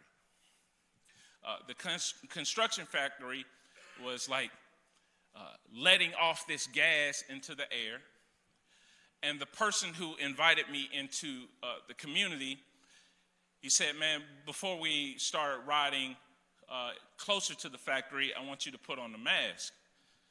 And I say, well, what is the mask for? You have COVID? No. I don't either. Why are we wearing masks? No shade to people who wear masks. But he says that the chemicals that are in the air have been known to cause like health problems. He says, as a matter of fact, I know people right around me who are having breathing problems right now.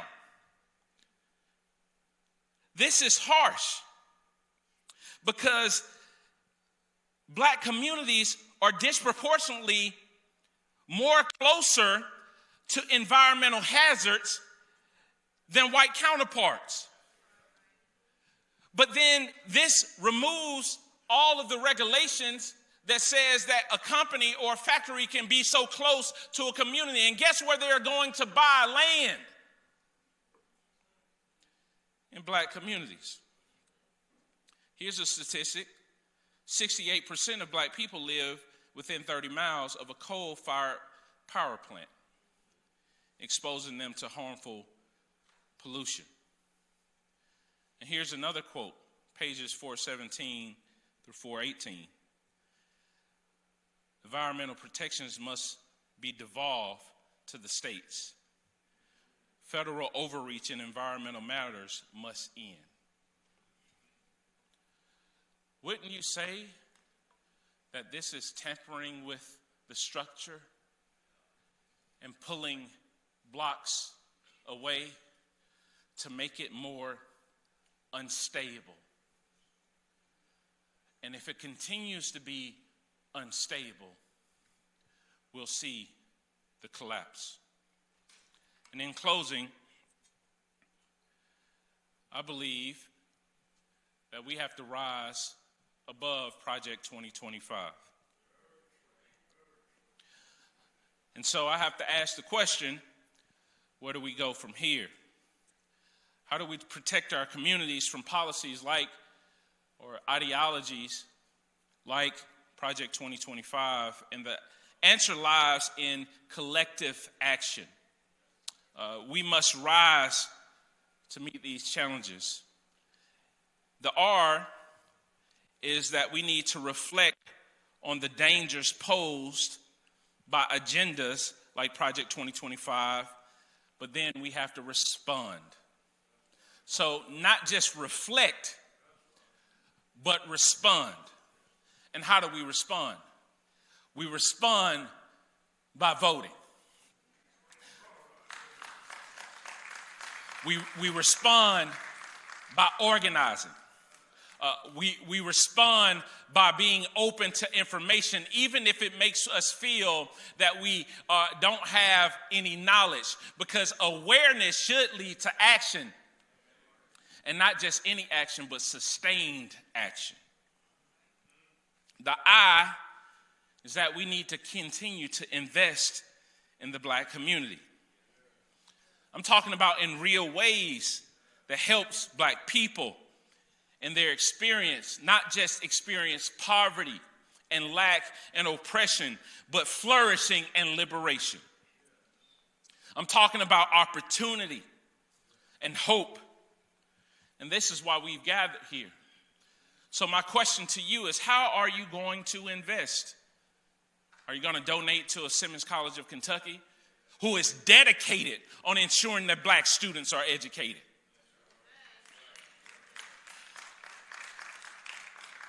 Are you going to get involved locally, volunteering? Man, sometimes I ride down the communities. My friend has an organization where his whole organization just rides around in black communities and just picks up trash. We got to invest back and not make it a one-time deal. The S stands for strengthen collaborative partnerships. We must collectively work together and stand in solidarity with one another to protect a failed social contract. When King went to march on Washington, D.C., he was going to get that, what did he say? We're going to get our check. Because there's a failed social contract. We need to do more working together, and I believe that this organization is not our example, but they are modeling how to come together and organize around what they believe in. But let me ask you, how are we going to organize to come around what we believe in? And the last letter is the E, and that's empower the community. I was driving, last time I was in Louisville, I saw a young man stumbling at a gas station not too far away from here. And like any other time, I pull over because I want to talk to people. And I asked him what was going on. The first thing he said was, I'm in a lot of pain. I've experienced a lot of trauma in my life. The second question I asked him was, young man, well, what are your dreams? He says, I always dreamt of going to school. And then I gave him my name, shook his hands, got him a meal, and I went on to the meeting. But the time I was sitting in the meeting, I constantly thought about, how does a person who looks like me go from the block to higher education? When I say we need to empower the community, I mean that we need to find unique and innovative ways to actually empower the people who've had to experience the historical residue of white supremacy and racism. How do we empower those who are still suffering and marginalized in society and culture? We need to rise. And I believe that by standing together, we rise together, we stand together, because I know a great thinker, scholar, and liberator that gave his life for people, and he said it this way: therefore, anyone who hears these words of mine and puts them into practice is like a wise man who built his house on the rock. The rain came down, the streams rose, and the winds blew and beat against that house. Yet it did not fall because it had its foundation on the rock. That's how we respond to Project 2025. When it seeks to pull out a block to make our community unstable, we stand strong. When it seeks to pull a block to make our community fragile, we come together even more, and we show up and we vote, and we exercise our vote through action. Thank you.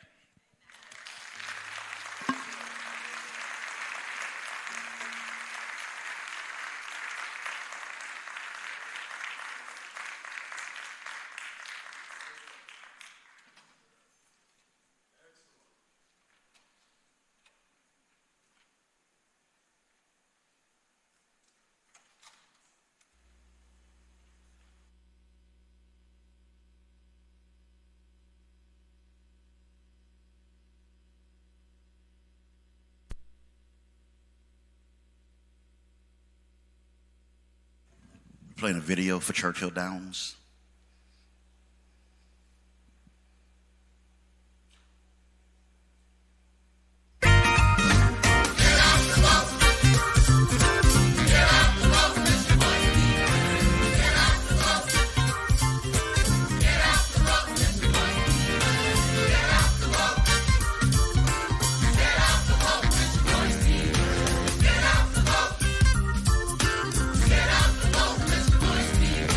You got the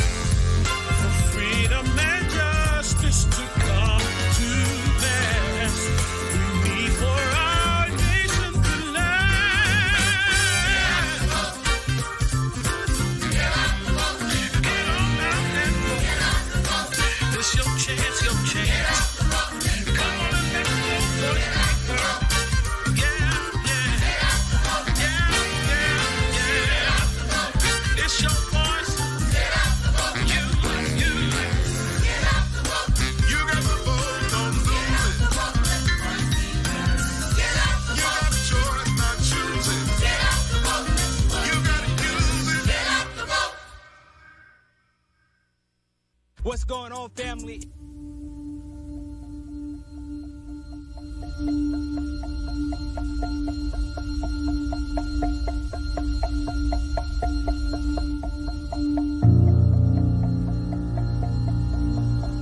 don't see me out on the street corner begging for money. I'd rather work for it than for you to give it to me. Because see, when you put somebody to work, it makes them not only feel good, but it makes them feel like they're worth something. They're giving something back. Instead of always somebody's giving to them. But you never know that. A lot of you are. Simply because you don't see me. You know, I wrote this book from my heart. I mean, there's no other way to put it. I wrote it for individuals who may not understand what it's like on the other side of the experience of homelessness. You know, being homeless comes with a lot of negativity. But it comes from negativity not from the fact that I'm homeless, but the fact that people totally ignore you. My name is Terrence Lester, and I'm the author of I See You, How Love Opens Our Eyes to Invisible People.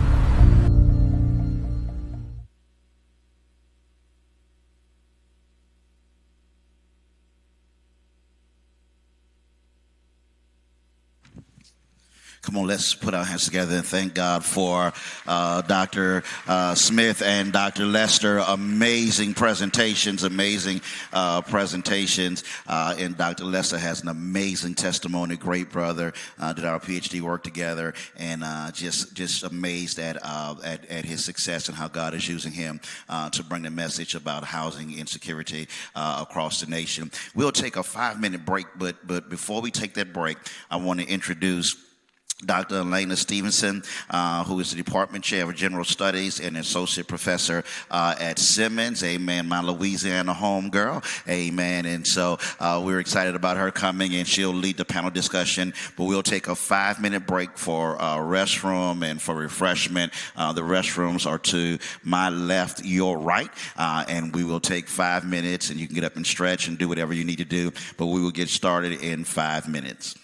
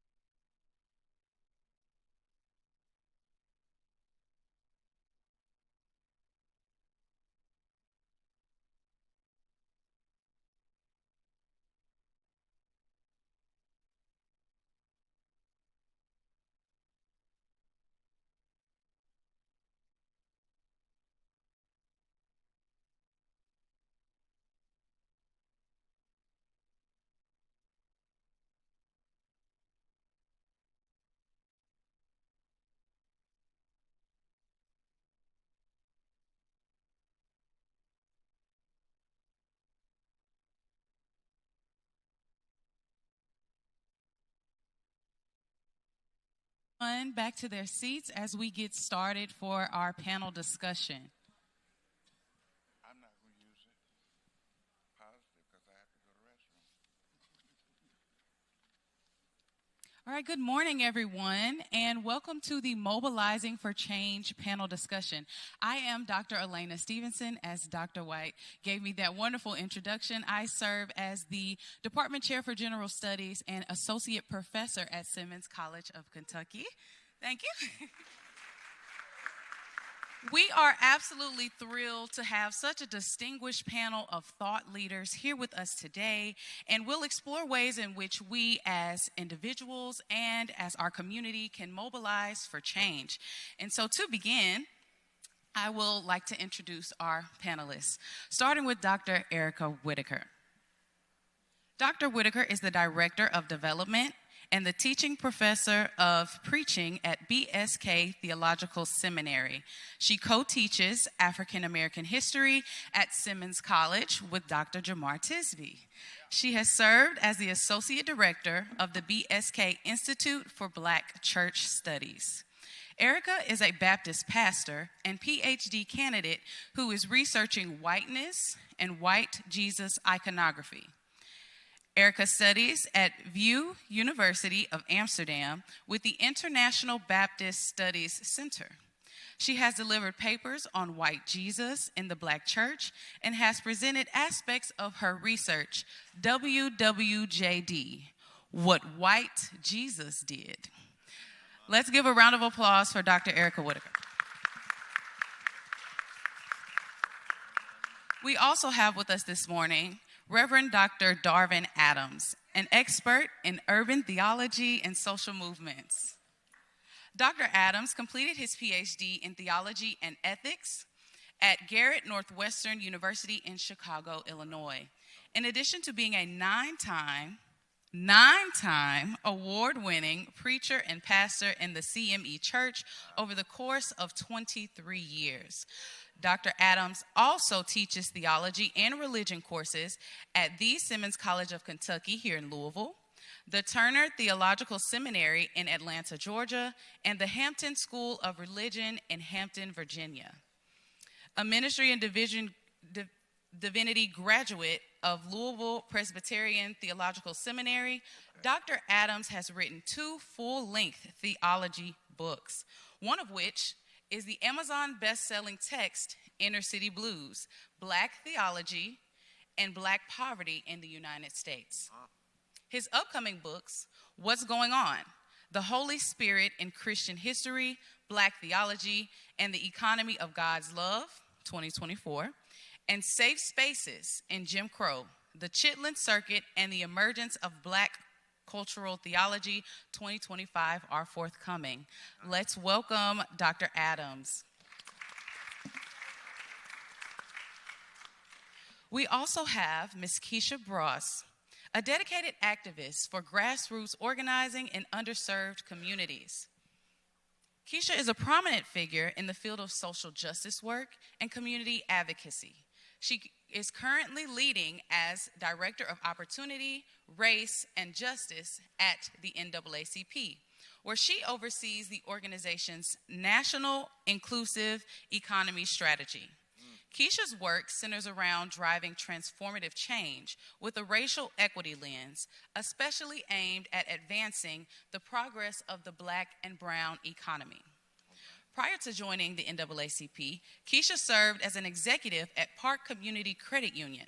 Her leadership resulted in over $5 million in federal grants and $122.5 million in secondary capital for the Louisville, Kentucky community.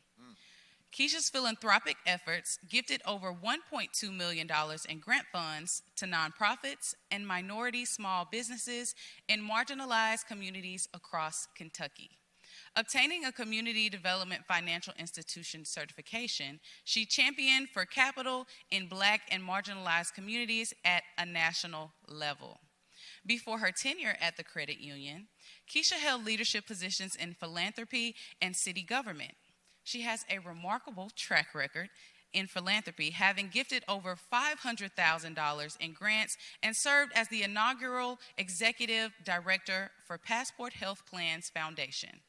Keisha also played a pivotal role in funding more than $200 million in project investments, which resulted in over 6,000 jobs for the city of Louisville.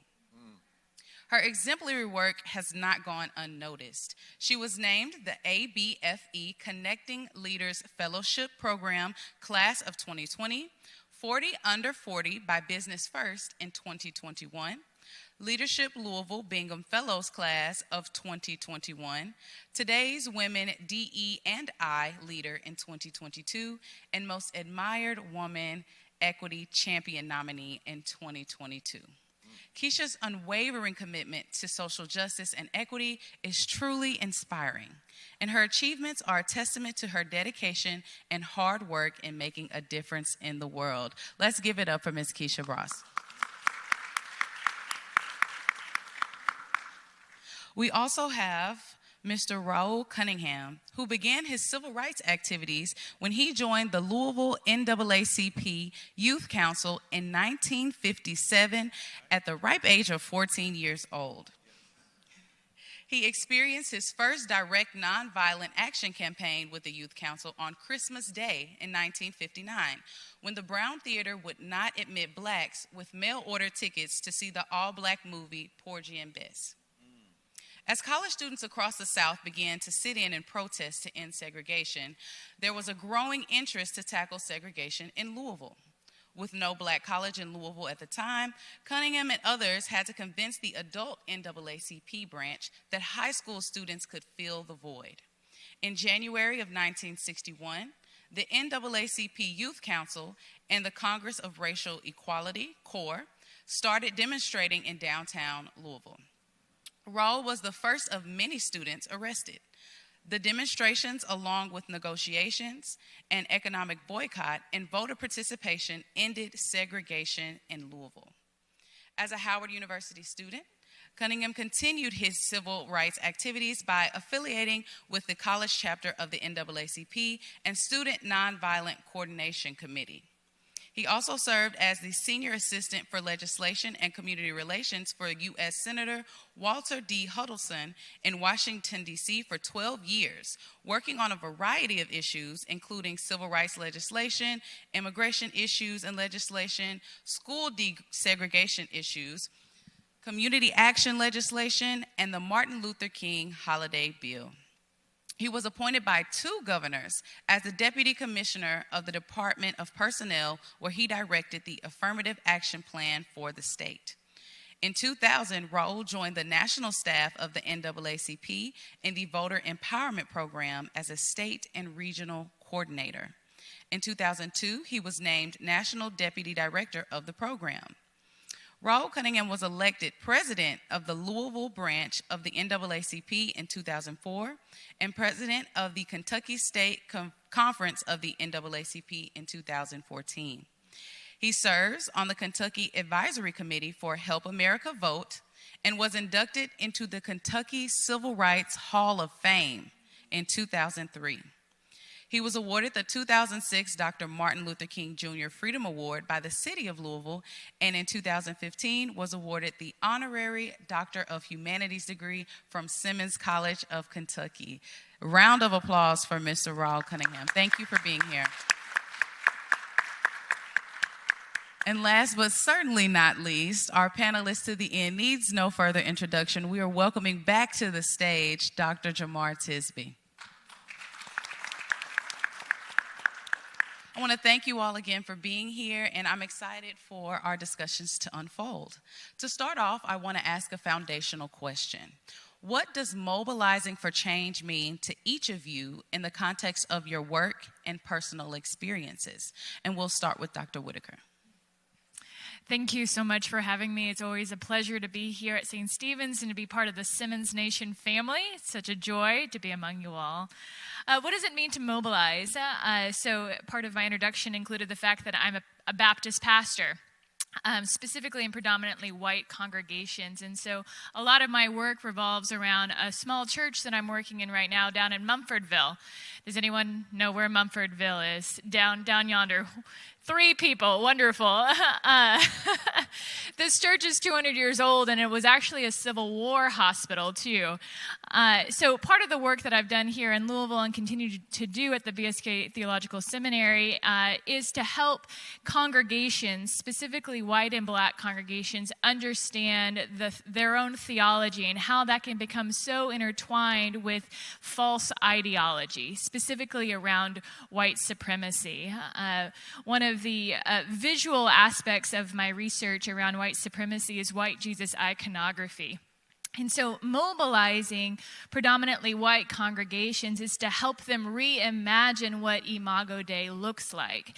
And if God, or the Son of God, Jesus, always looks like a white man, and according to Dr. Tisby's wonderful presentation, this white savior complex, then it makes it really difficult to mobilize change when it comes to political elections, especially if you have somebody running who represents a false ideology or the image of white Jesus. So part of my role as a theologian and pastor is to really dismantle false images of God that have played out throughout history and continue to be seen today.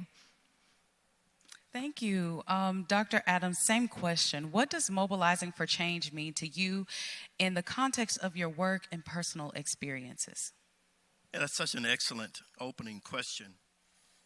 When I exegete the vision of mobilizing for change in the city of Louisville, which is now my geographical context, I immediately think of the words black economic mobilization.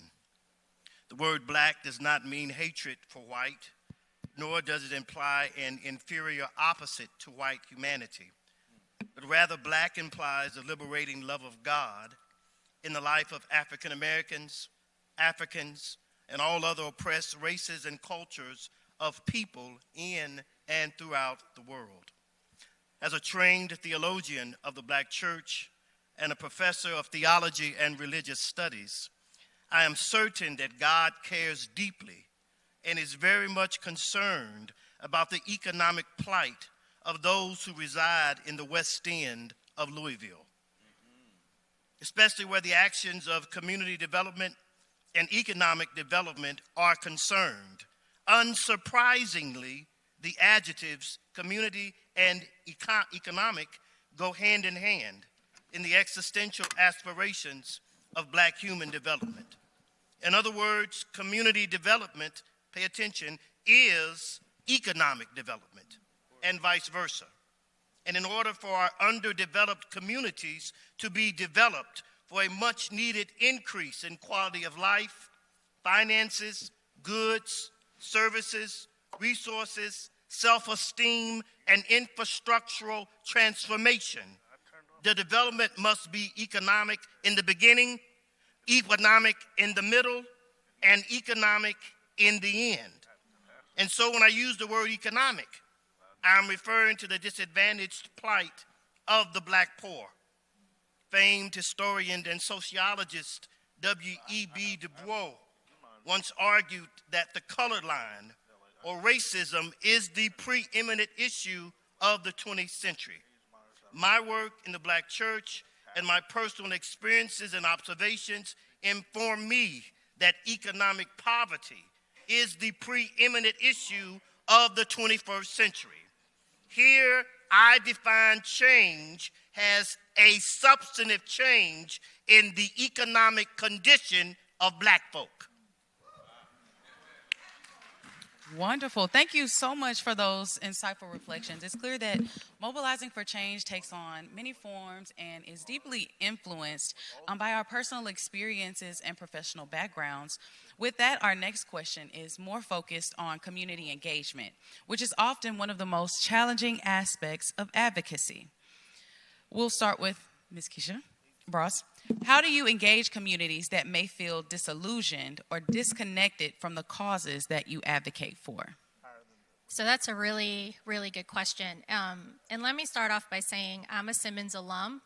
And so out of all of my bio, that is actually the most important thing to me, is being a Simmons alum. So community is complex, and I think it's even more complex when you're going into an election year, right? And so I'm going to quote Stokely Carmichael that says, "The job of the conscious is to make the unconscious conscious." And that is the foundation of what I think continues to take notice of Black community and Black people, brown community and brown people, one, from the beginning of time, have been painted as a different picture than human, right? And then on top of that, we're going into 400 years of systemic and institutional racism. So when the wrong information comes to you, it is intentional. And how community should mobilize and how we continue to push the community mobilization is Black people and brown people have buying power and voting power in America. And what we've learned in the 2 elections ago is not voting is voting. There you go. Come on. And the only way we are going to dismantle institutional and structural racism is to elect the people out of office and put people that represent us in office to make the decisions for us. And the only way we're going to do that is if community comes together and becomes conscious. Because what's happening right now is we are becoming distracted with Project 2025 and eating dogs and cats and all of the other ridiculousness, other than the priority of, we are not voting for our economic or justice, we are voting for our life. And in Project 2025, that is what it aims to do. It is aimed to put us back into a place of poverty, shackles, and property. And for us to be able to combat that, the community needs to come together, vote, be educated, be conscious. Because this is not just about who's on a t-shirt or which candidate you like more. This is about, can your son walk down the road with a hoodie on? And that is, can you be able to afford a home in a community that ultimately redlined you? That's the power of community mobilization, and it will only happen with consciousness. Thank you so much. That's a very important point that you bring up. And one thing I think we can all agree on is that trust and inclusivity, those are crucial in bringing people together into the movement and creating that sense of community. With that, let's talk about the longevity of these movements beyond moments of crises. So social justice efforts often begin in reaction to specific crises. But how do we make sure that they evolve into sustainable forces for long-term systemic change? And I'll pose this question for you, Mr. Cunningham. How can social justice movements ensure that they are not just reactions to crises, but also sustainable forces for long-term systemic change? We vote. I'd like to remind us that this coming Monday, October the 7th, will be the deadline for voter registration. I think all the panelists and the 2 speakers tell us or reminds us of the importance of voting.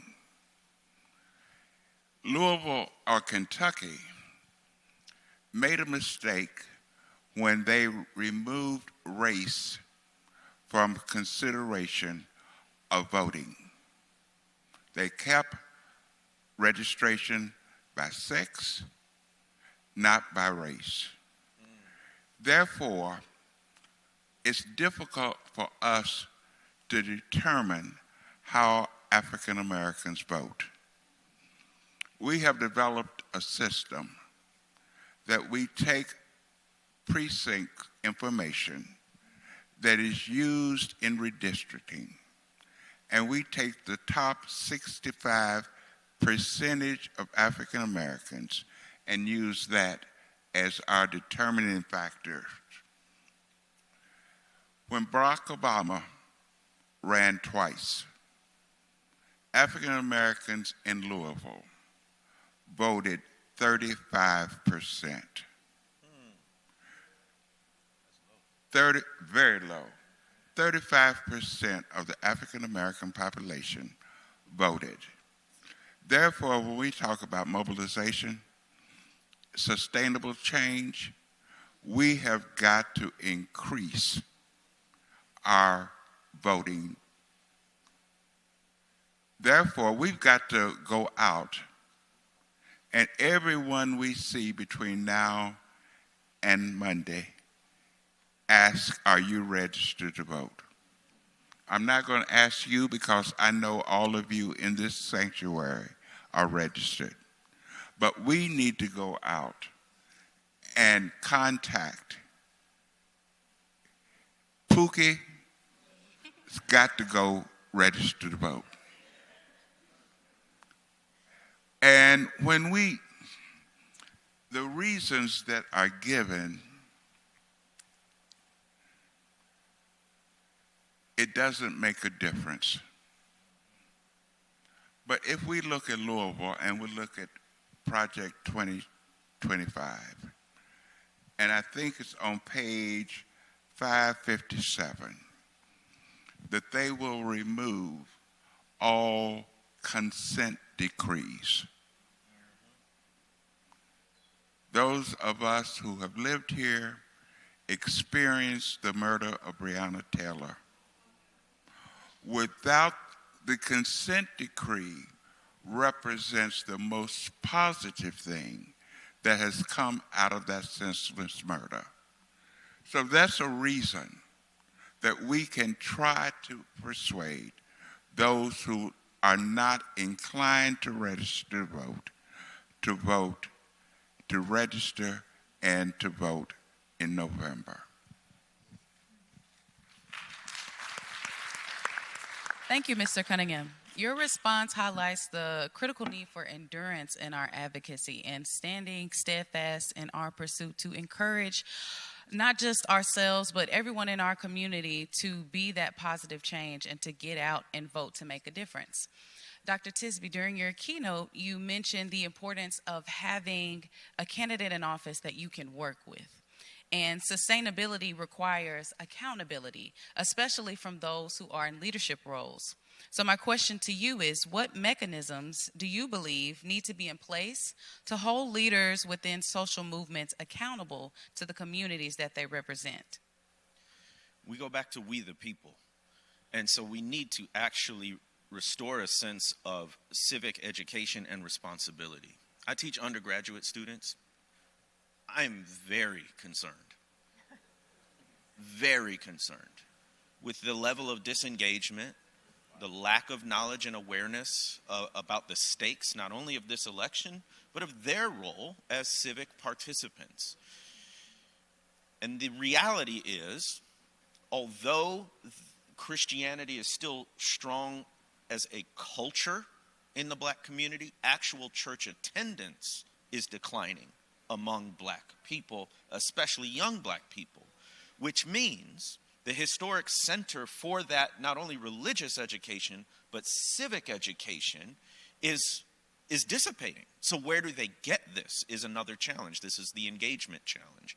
So when you ask, how do we hold folks accountable? Well, it starts with we the people, knowing what we stand for, what we represent, and then knowing what are the avenues to make sure that we can communicate with elected officials. I think one way to help do that is to start local.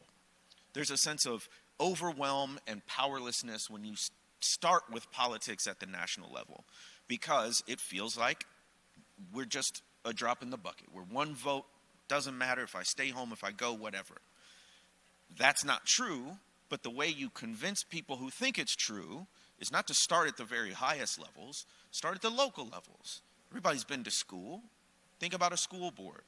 Everybody knows what the law enforcement relationship is with certain communities here. Go to some city council meetings. And I think we can embed it into structures, into institutions like HBCUs. There can easily be, and is to a certain extent, a civic component to attending an HBCU. But we have to find where young people congregate and figure out how to insert and infuse a civic education and a sense of civic responsibility there, because if the people don't feel like they have a stake in the political landscape, then they won't hold their leaders accountable. Thank you so much for that, Dr. Tisby. With that being said, I do want us to leave a little bit of room because we'd like to hear questions from our audience today. But just to wrap up our panel before we open the floor for questions, I'd like to ask each of you our final question, where we talk about results and measuring success. What are the key indicators that a movement is truly making an impact?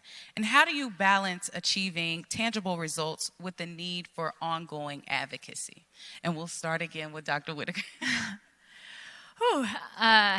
So as a Baptist pastor, I've got 3 points here, so just bear with me, all right? We need to choose people over purity. So any policy that is being upheld or wanting to be pushed through, if it's choosing purity, which is wrapped up in white supremacy, and not choosing people, that's where I say, oh, we need to reevaluate this. We also need to remember and not return.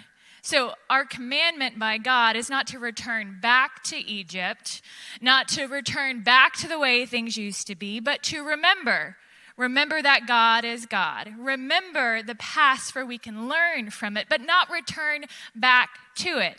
Specifically, when I work with older folks, older white folks, they're like, things used to be so much better. I'm like, I don't know about that because I wasn't alive, but based upon what I read, things didn't seem so great for everyone. Let's not return back, but let's remember and learn from. And then finally, this came from Dr. Lester's presentation, is anything that is going to expand instead of restrict. And I think that is really important because in my theology, God's kingdom is always expanding. And so we want to expand housing. We want to expand healthcare. We want to expand hope. We don't want to restrict. We don't want to restrict human rights. We don't want to restrict that only leads to despair. So choosing people over purity, remembering not returning, and expanding instead of restricting. That's Thank it. you. Yes. Altar call. You guys, please excuse me for feeling these goosebumps when I hear the word theology, the study of God, or our personal relationship with God in a theological sphere or personal experience, or even an interreligious capacity. I get super, super excited about the prospect of theological unity in the community. For me, the key indicators that a movement is truly making an impact is threefold.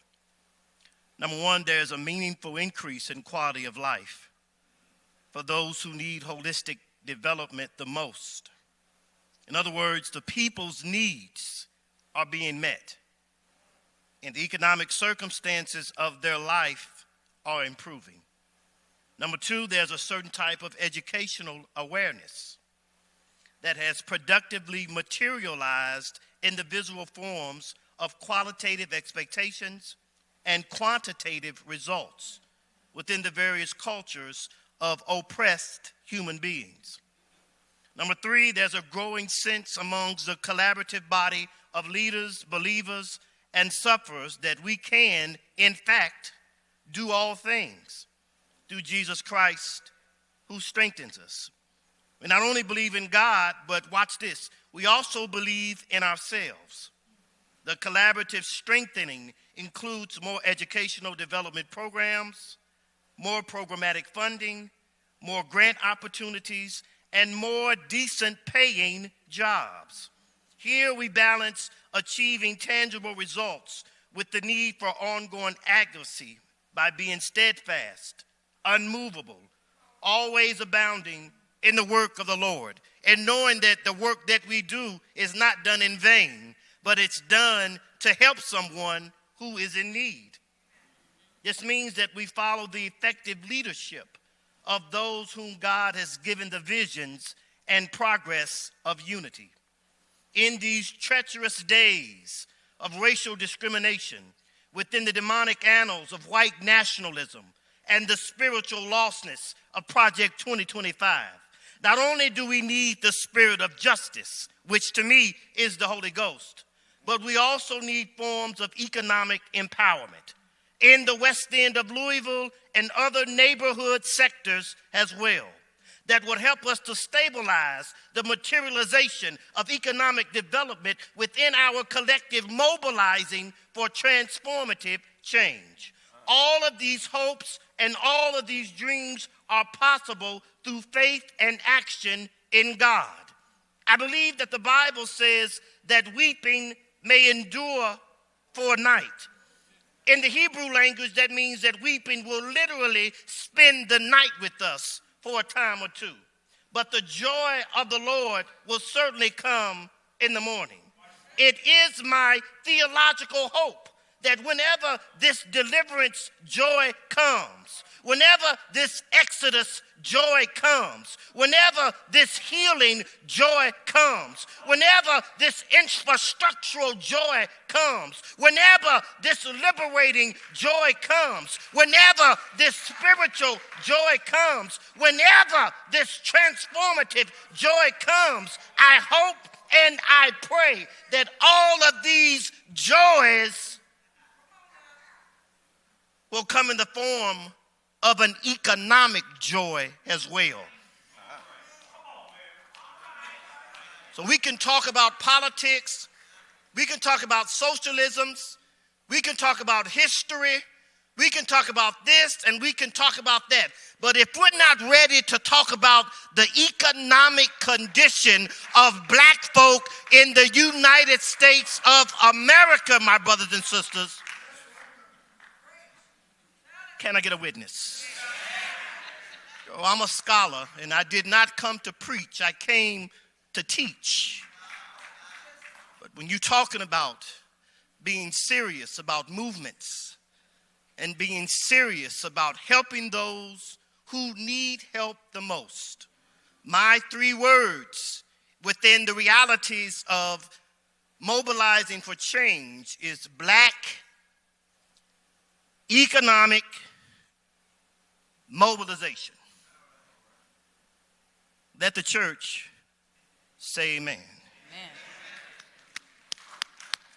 Well, we certainly appreciate your preachings and your teachings on this morning, Reverend Dr. Adams. I'll remind us of our question.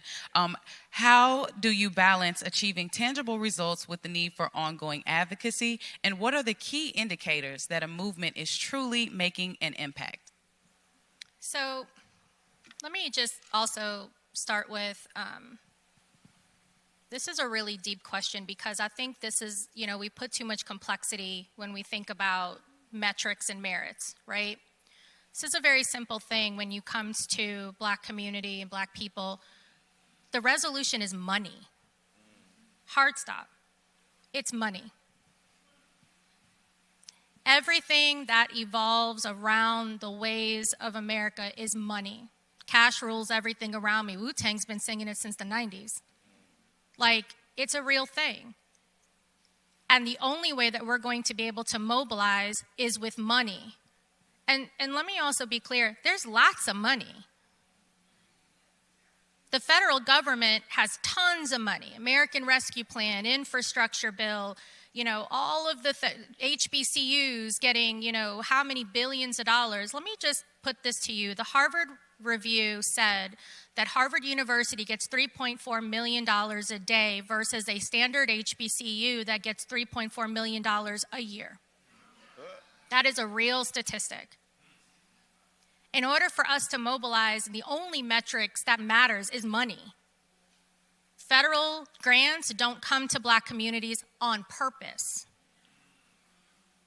We allow white investors to come into Black communities and then up the rent, and then gentrification happens. We continue to have to advocate for a federal minimum wage of $7 when the standard of living wage in Louisville alone is $16. When you think about how you're able to even pay for social issues like childcare, transportation, education, all the social determinants, how can you do that when the standard of pay is completely inequitable in America for black and brown people versus their white counterparts? Look how much predominantly white institutions get for college money versus Simmons, who is like clawing at anything that comes by because they have a mission and they believe the education of black people is important. And so at the end of the day, the metrics is simple. How you gauge it is simple. It is money. And how you continue to advocate for money is you need to be in the tables and the spaces, both in Louisville and in Frankfurt, that decisions your money. Because here's the thing, if you all didn't get your paycheck on Friday, I bet you'd be in HR's office. So why are you not sitting at the tables that impact your money?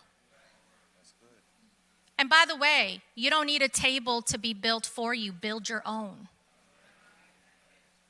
That's how the metrics happens. That's how you gauge. And the only way that black economy will ever strive is if we are given the money. By the way, we're not asking for a handout. Let me say this. We are given the money that is owed. Owed. We're not begging. We're not over here saying no. It is owed because everything in America, again, has a system, and the system was built without us in mind on the backs of the work. And so in order for us to course correct that, reparations is real. Don't let anybody tell you it has to be in the form of a check. It can come in the form of HBCUs getting money, tax benefits, down payment assistance, small business capital, infrastructure, highway access. Stop with these all of that is all of it's reparations. What we're so fixated on, again, is the noise that continues to distract from the solution. The solution, 100%, is money. And unless we get the money that is owed, none of this can resolve. And that is, again, the mobilization of you all being conscious and educated to when your money matters. And by the way, the last thing I'll say is I always hear, well, the cancellation of student debt, that's a national campaign at the NAACP. Well, the cancellation of student debt doesn't abide to me because I didn't go to college. It doesn't matter. That's generational wealth. Set that up for the people after you because they cannot build generational wealth without not being taxed on the wealth. And so though it may not impact you individually, well, I don't want to own a house. I don't need this. I don't need that. Unless we are unified on what black economy means and how we mobilize money, the resolution of individuality is never going to be the ticket. It has to be holistic. We, as a nation of black and brown people, immigrant, Caribbean, all of that needs to come together and fight for our money. That's the measurable metrics, and that's the only metrics that matters.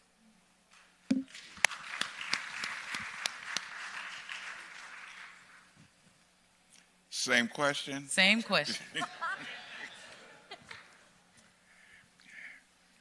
You know,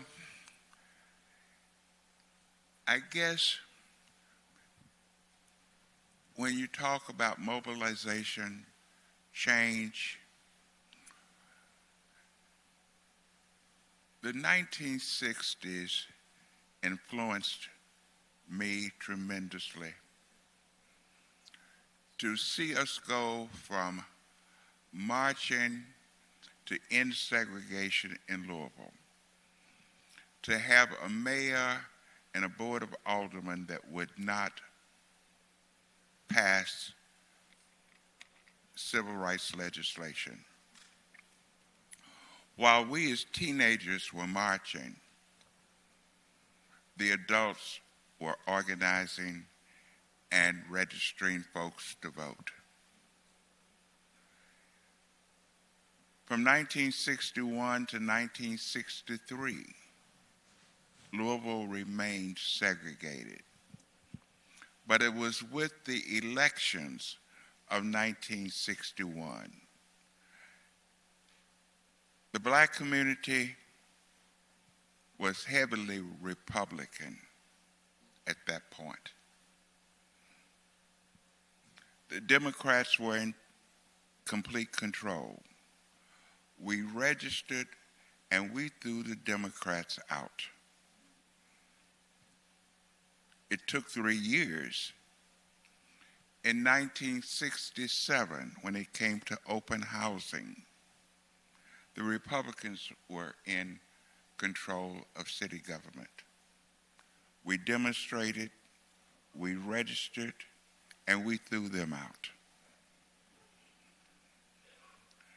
When we talk about mobilization for change, we as a community must come together.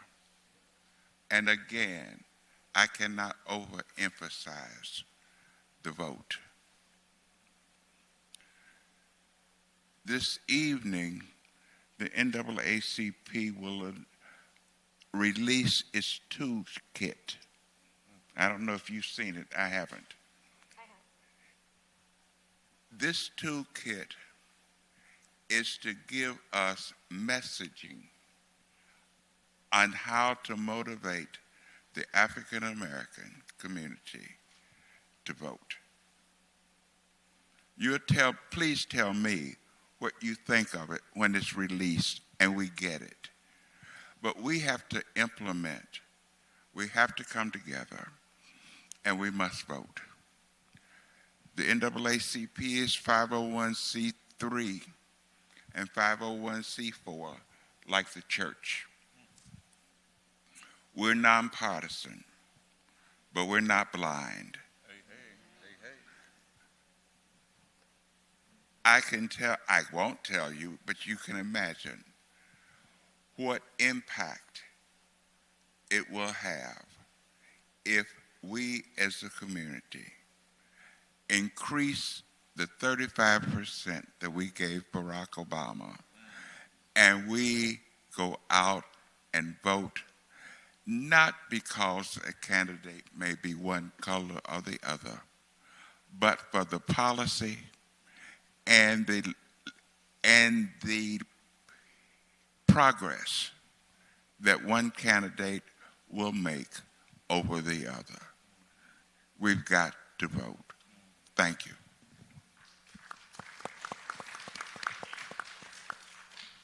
There was a very interesting civil rights activist named Grace Lee Boggs. She was a Chinese-American woman who married a black man named Jimmy Boggs, and they became cornerstones in the community of Detroit for their civil rights activism in the middle and the latter half of the 20th century. And she talked about, she was a justice theorist, and she talked about the two-sided transformation, that you must work to change institutions, but you must also work to change the individual. She said it would not be victory or success if you changed the institution, but in the process, you became like your oppressor. And the longer I do this work of justice, the more concerned I am about that two-sided transformation. In this election cycle and what comes after, I'm concerned about our resilience. I'm concerned about our perseverance. I'm concerned about our longevity and the ability to stick it out like Doc Cunningham up here. Because history tells us there's no guarantee we will win. There is no guarantee we will achieve our objectives. We may not see the law passed or the policy passed or the politician elected. Things may go from bad to worse. If your calculus or your metric about success is purely external, what will you do when you lose? So the two-sided transformation says we must work for change in the world, but we must work for change in ourselves. And I think Jesus is just as concerned about the change that happens in the world as the change that happens in us. Character counts. Virtue matters. What kind of people we are is important. I believe much of the success of justice is not simply the external ends achieved, but it's who you become in the process of chasing justice. You become a person who is patient, a person who is kind, a person who is resilient, a person who is wise. That is a metric that must factor into our calculations about what it means to achieve justice, because who you are is as important as the change you're working for.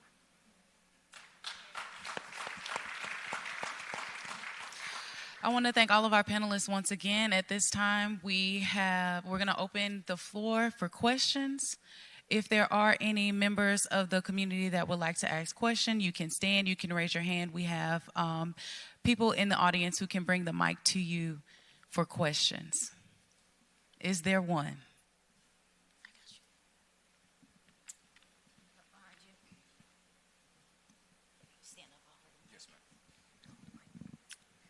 Panelists, first of all, thank you. My name is Christian White. I work here at Simmons College of Kentucky in the Enrollment Management Department.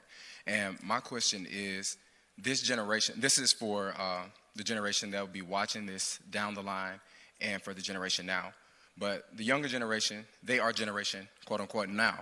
They like things to happen like this, and attention spans are getting shorter, correct? So my question would be, what advice would you give them to help develop that resilience when it comes down to things that can't happen now when they want it? So I'll take that one, because we nationally have a massive youth and college following that come to our national convention annually. I mean, they're in college campuses all over the nation, and I see here's what I do see. I see that their passion and they're very mission-driven in this new generation, right? And here's the thing I would also probably challenge is what they want in the sense of urgency, they can have on the sense of urgency, because they have the power to vote, right? And so if they're coming with urgency and they're coming with they want the results now, you have to then consider telling them, you have the power to make the results now. You're the one mobilizing. Raul brought up a good point about the civil rights movement, right? In the civil rights movement, the difference was there was activation at every level. Ella Baker says, why wait for a leader? Be your own. And I think in this generation, they are looking for a leader. They're looking to put someone up on a pedestal. Why? Because we've created this culture in society that they can have real results. So YouTube and Snapchat and TikTok and all those things remain relevant to them as their ideologies. That's not the case. We are continuously teaching this next generation to wait for a leader. They themselves can lead. And that's the mindset we need to be thinking about when it comes to our youth in college, or it comes to the people that are in your classrooms that you're educating, is they have the power. They are, as Simmons says, they're change agents. Continue to reinforce that message and continue to reinforce they should not wait for a leader to follow. They should lead on their own merit. And that's the problem with this generation. They're waiting for the next Beyonce. Beyonce is not changing people's voting decisions. Don't get it twisted. I paid for her concert. It was awesome. But that's what we have to continuously. The other thing, and the last thing I'll say, is we continue to have these frameworks of Stokely Carmichael, Malcolm X, Dr. Martin Luther King, Ella Baker. We have these generations of leaders that were once before, and that's what we think of when we come to civil rights. When are we going to now form our civil rights today? Stop reading these. I mean, I love the history books. I read it all. I know, because Dr. Reed made me. But when we put those in foundation, we're teaching this thing of the old, what would have been. What if Malcolm X wouldn't have died? No, what are we doing today? And how are we forming the civil rights that matter today? And how are we empowering our youth to do that in urgency and in real time? Because if they want real time, they are responsible for real time. Thank Do we have any other questions from the audience? Good afternoon, everybody. My name is Professor Christopher Smith, and I'm the choir director and professor of music here at Simmons College of Kentucky. And I just wanted to frame some of the words that have been said in the scope of songs that have been released based on the words of some of the people you've mentioned. There's one chorus that's called "We Are the Ones We've Been Waiting For," which attests to what you just said, Keisha. Ellis, there's one called Ella's Song. She made a comment about the importance of lives being generally, no matter if they're white or black, generally accepted as important until the life of a black man, a black mother's son, is just as important as the killing of a white man, white mother's son. We who believe in freedom shall not rest until it comes. Let me raise this last point. On the grounds of education and voting, both are being attacked, especially for black and brown people, because of how much power it wields if you use it. I'll leave this that I share with my students and my own children. If it's not important, no one would try to steal it from you. If you want to give somebody something to say when they're telling people about what's important, why should I vote? If it wasn't important, no one would steal it for you. I've never heard, even a fool would not steal something that is lacking in value. That's all I wanted to say. Thank you so much, panelists. Thank you so much. We appreciate your commentary. We're going to take our final question. I just have a quick question. When we talk about trying to reach the community, most of our emphasis, especially today, we have to, because of the short election, we have to make a decision and we have to appeal to people who are eligible to vote. But we're talking about reaching the community and educating the community. One of the things that I see is we as parents and uncles and adults trying to reach these kids, but they believe more in TikTok than they believe anything else. So how do you get around people who are younger, middle school, who's looking at TikToks more and trying to convince them or trying to persuade them to or educate them in what our purpose is? Did everybody hear the question? Okay. Just to recap, what I heard you ask was, how can we reach the younger communities and meet them where they are, being that they get so much of their information from social media like TikTok and things like that. Reaching back as young as middle school students, I think is what I heard you ask as well. So how can we meet those young people where they are to get them educated and involved in the movement? Any of our panelists? I don't want to keep talking. Well, I have 4 children, and the youngest is actually a 13-year-old. And so I know exactly the question you're asking, because they are so heavily influenced on social media, and they gain a lot of wrong information from social media and their peers as well, because they themselves are trying to figure out, right? And I'll also go that we say middle school, but high school and college as well. We have 2 college kids in our household, and I can't tell you some of the things they come home with, and I'm like, who are you talking to? Don't talk to them anymore, because they just have all kinds of wrong information.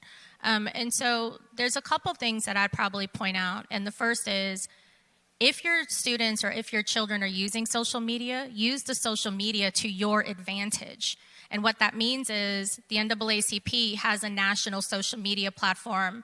They have toolkits that are online for students in the youth and college phase. You guys have a great urban league here. I think Lyndon Pryor's phenomenal, right? The YMCA has been doing, work on Black leadership for a long time. You have the Divine Nine that are very rooted in Louisville, by the way. You have Omegas, you have AKAs, you have Deltas, you have all of those things, Kappas, Alphas. And so the first thing about your children is, what social groups are your children in?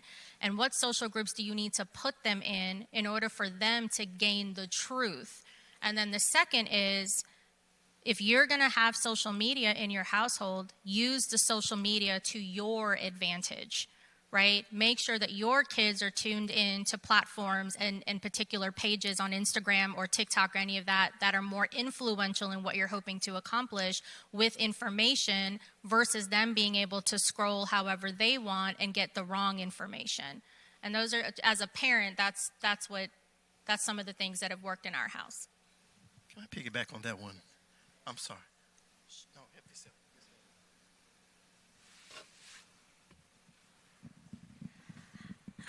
Good morning. My name is Barbara Boyd, and I'm the local president of ASALA, Association for the Study of African American Life and History. I heard the gentleman over there talk about our young kids. ASALA is collaborating with Black History 365. And I'm a retired educator from Jefferson County Public Schools. Our kids are not getting the history that they need. And Black History 365, they talk about Simmons College in there. They talk about Maddie Jones. If we can get this information to our kids through the churches, through the NAACP, they've got an office, the kids could meet there. They have a youth organization, and those kids could have the information that they need so that when they do come to Simmons, you won't be shaking your head like you were. They will be equipped and educated. And you were saying that if they don't invite us to the table, build our own table, that's what ASALA is trying to do. I've been promoting this organization since 2019. We started at Simmons College, meeting in the conference room. Simmons is a member, and so is St. Stephen's. But it needs to go further into the community. We know our Black job is to vote. So we need ASALA. And if you don't know about it, I'll be happy to share all the information with you. And I need to know your thoughts on that. Well, I would say we certainly appreciate you sharing that information with us. You said SALA. Could you give us what the acronym stands for one more time? Association of American African. Association for the Study of African American Life and History. It was started 109 years ago by Dr. Carter G. Woodson. All righty. Thank you so much. We appreciate that. And we definitely appreciate you sharing that information with us. I want to thank all of our panelists once again for your time. Let's give them a round of applause. The work that you all do is inspiring, and I know that everyone in this room will all leave this discussion with new perspectives and strategies, feeling more empowered to mobilize for change in our communities. I'd like to thank everyone in the audience for joining us today, and I encourage us once again to continue these conversations and take action, vote in all of the ways that resonate most with you from what you've heard today. And I want to thank you all again, and at this time we'll conclude the Mobilizing for Change panel, and I'll turn it back over to our Minister of Ceremonies.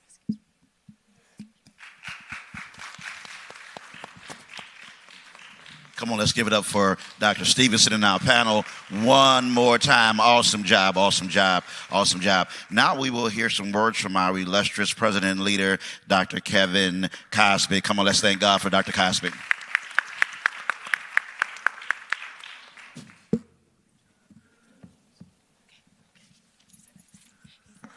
What a panel we have had, what presentations we have had. And so let's again thank the Jesse Lewis Jackson Center and our leader, Sherry Mills, who will soon be graduating from BSK with her master's degree and will eventually join the team at Simmons. And thank you for coming out. This is, first of all, the pastors who are here. I see Dr. Wade, Dr. West, his wife Chelsea. I know that our trustee was here. Greg, Dr. West, and also Dr. Corey Schultz, who's our trustee. He was here earlier. But we thank all the pastors for being here. I hope that you see the connection between what you heard today and the reemergence of Simmons College as a vital institution in our city. For pastors and Christians who are looking for a scripture to launch out any discussion about justice, Psalm 11, the writer asked this question. And this is, the context is a time of great social upheaval. And in this time of great social upheaval, in which there's violence in the community, people are shooting in the darkness, there's a sense of fear and trepidation from ordinary people. And this commentator looks at what's going on in the day in which he is living and asks this question: if the foundations be destroyed, what can the righteous do? And that ancient question is the fundamental question that we must respond to. If the foundations of democracy and justice are being destroyed, what can we do? Answer: what can the righteous do? Just continue to be righteous. Just continue to advance justice. That's what the righteous can do. What can the righteous do? Let me tell you what the righteous can do.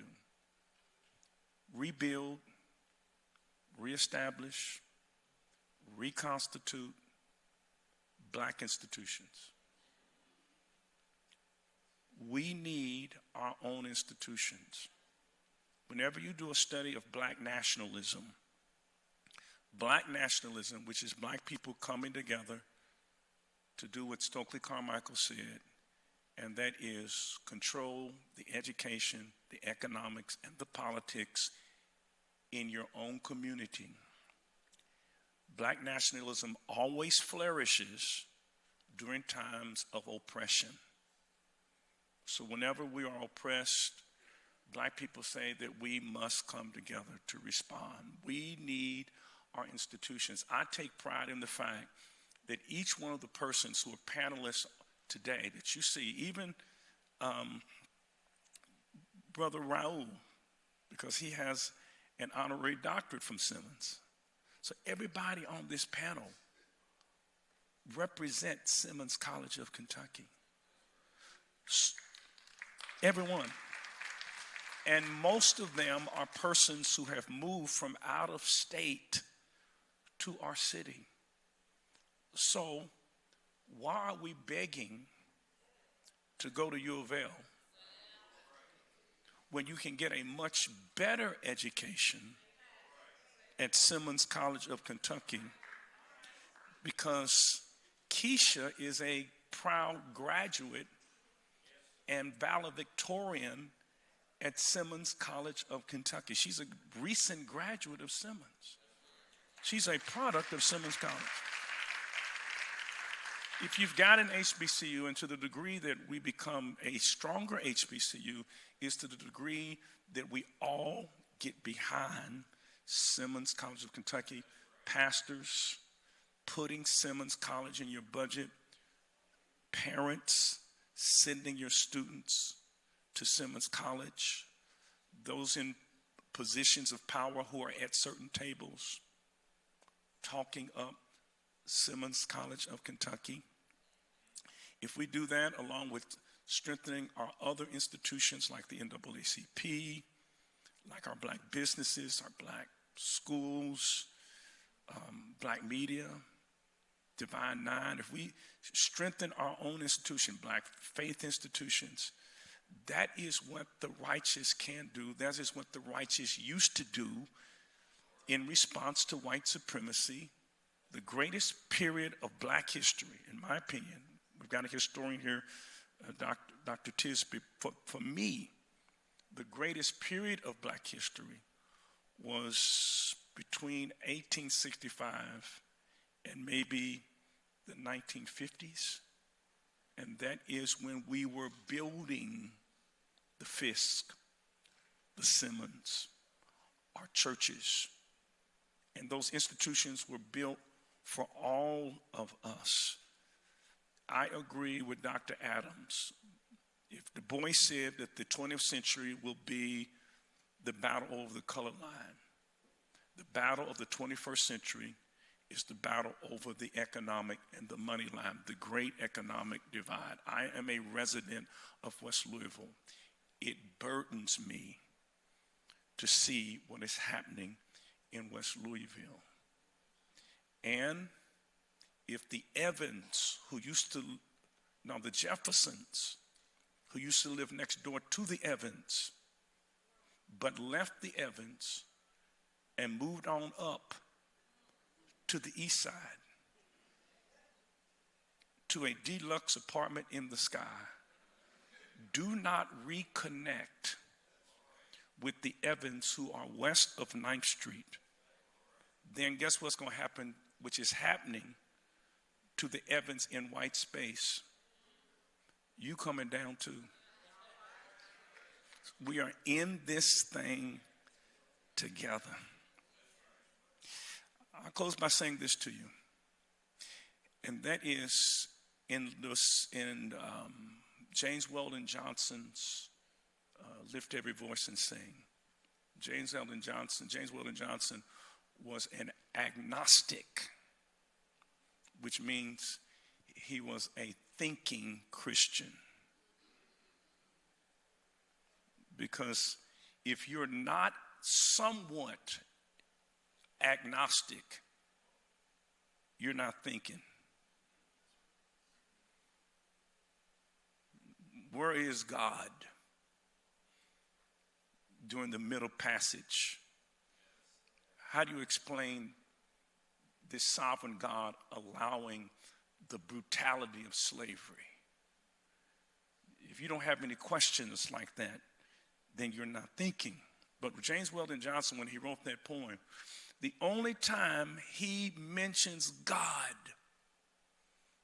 is in verse 3. Now, you would think he would mention God in verse 2, because verse 2 is stone of the road we tried, bit of the chastening rod. The chastening rod is the whip. Felt in the days when hope unborn had died. That's double death. It didn't get born and it died. How can you die when you're not born?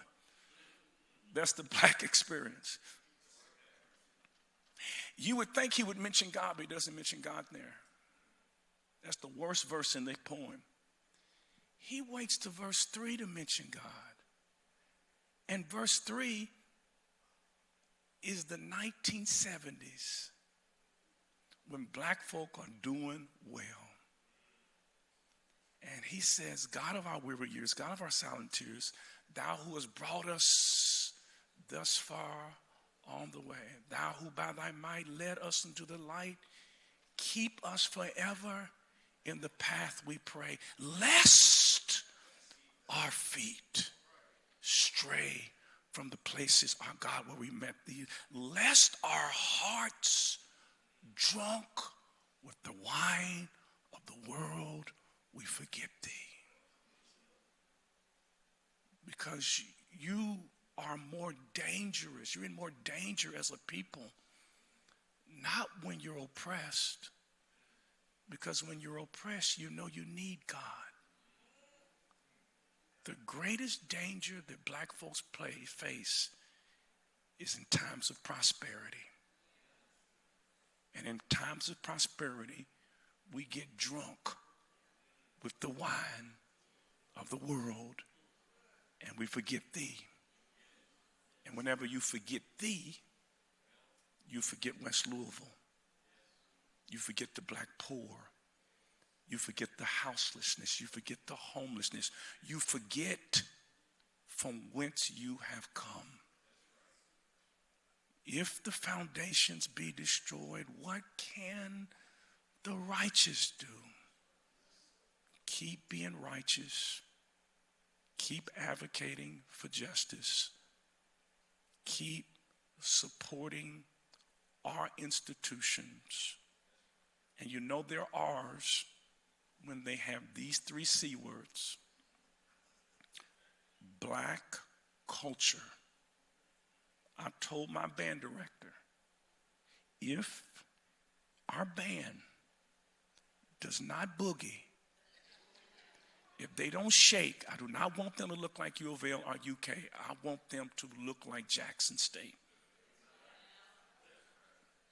Black culture.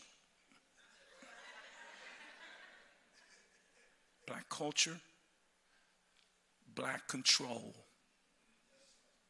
The reason we love our churches, the reason we love our Divine Nine, the reason we love HBCUs, especially private HBCUs, is because we control the agenda.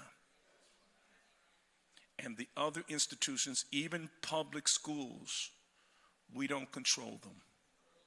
And that is why the paper said yesterday that black kids are over-disciplined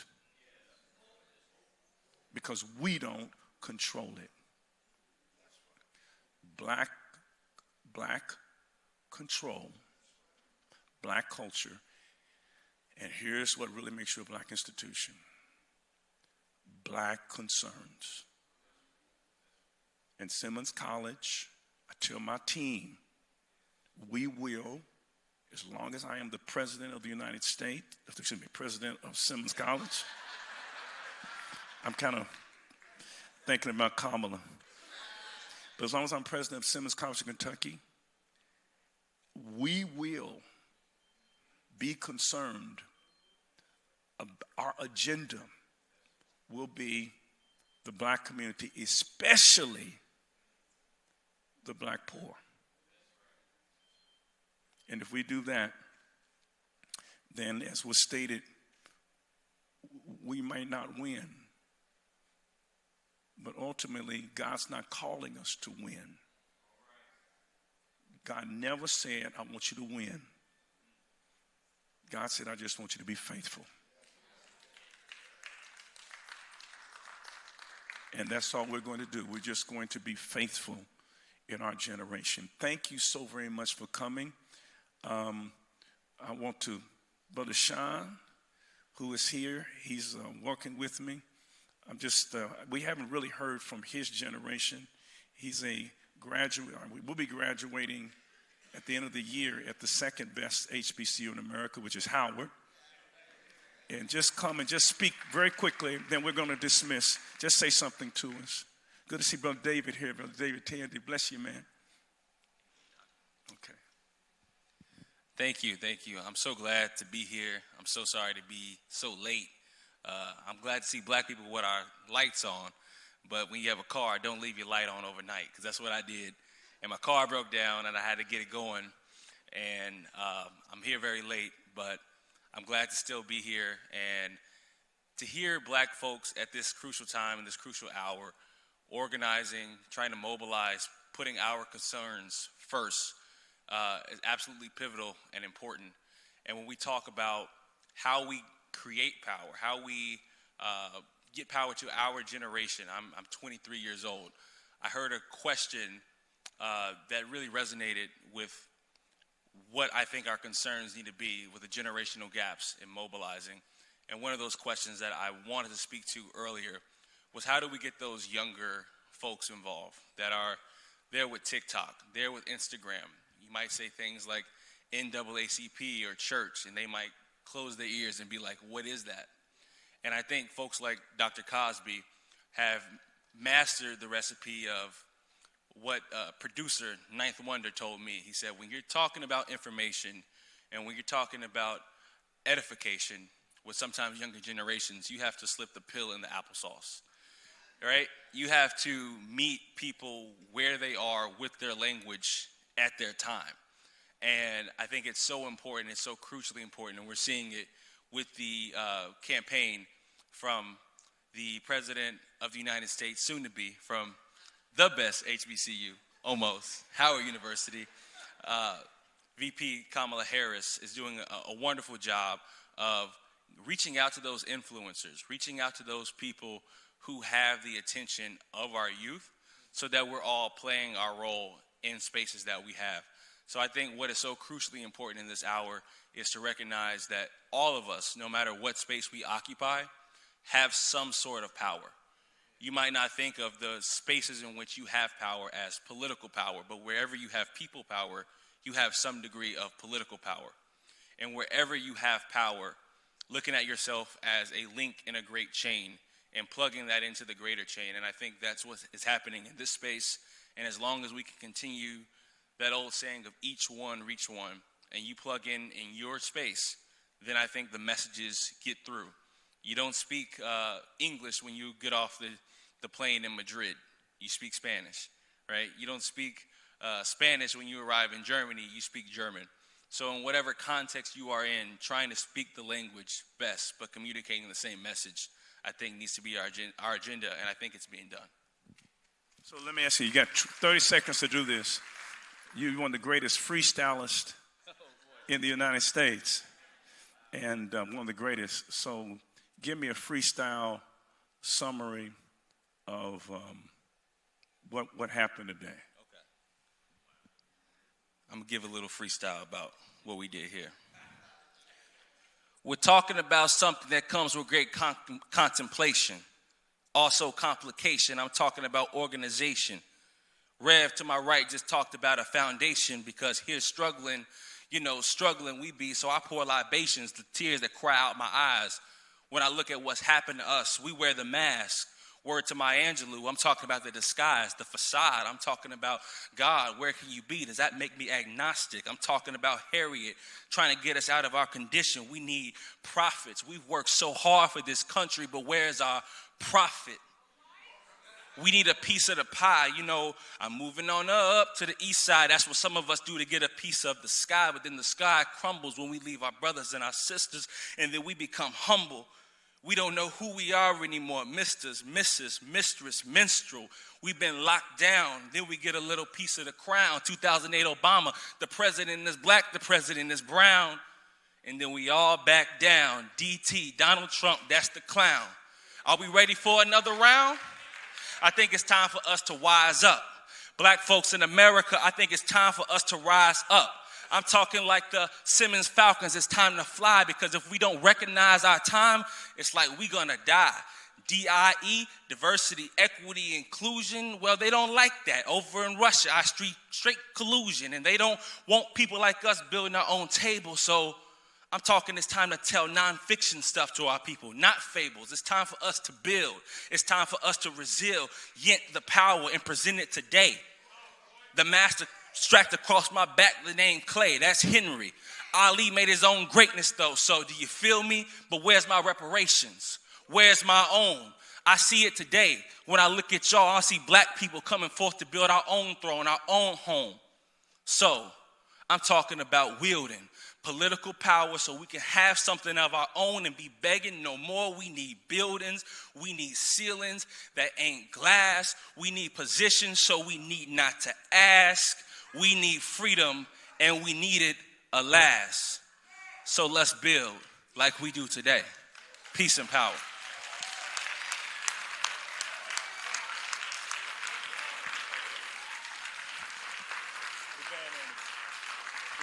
Thank you all. You all are so brilliant. I'm so sorry. My car broke, but I'll be here for the next one. When you're 23 years old, if your car breaks down, just think you got a car. Man, let's give it up for him, y'all, okay? I want you to know that we have lunch at Maddie's Kitchen. We hope that you'll go over. If this is wanted to be student-centered, just give me just a second, because Kevin Adams, just tell us very quickly what's happening. We won't be able to show the video. What's happening on the campus? This is Kevin Adams, a graduate of Simmons College of Kentucky. Resident of grew up in West Louisville. Tell us what's going on. Yes, so on October 3rd, we have our first live in-person podcast. We're going to be discussing voting rights and the history behind voting with Charles Booker and the Louisville Urban League. I want you to come out. I've got a table over here in the concourse. Come talk to me. What time is it? 6 p.m. And the doors open at 5:30. It's going to be over at Simmons College of Kentucky inside of Stewart Hall. We're going to be in the Heritage Room. Yeah. Let's support the students, all right? Bless you. Thank you for coming out. Come and join us at Maddie's Kitchen, all right? Okay. Oh, excuse me. One more time. Yes. Dr. Tisby, could you go on out? Please go to the book table and get your book. Dr. Lester, Dr. Tisby, all right? Amen. Sorry about that. Okay.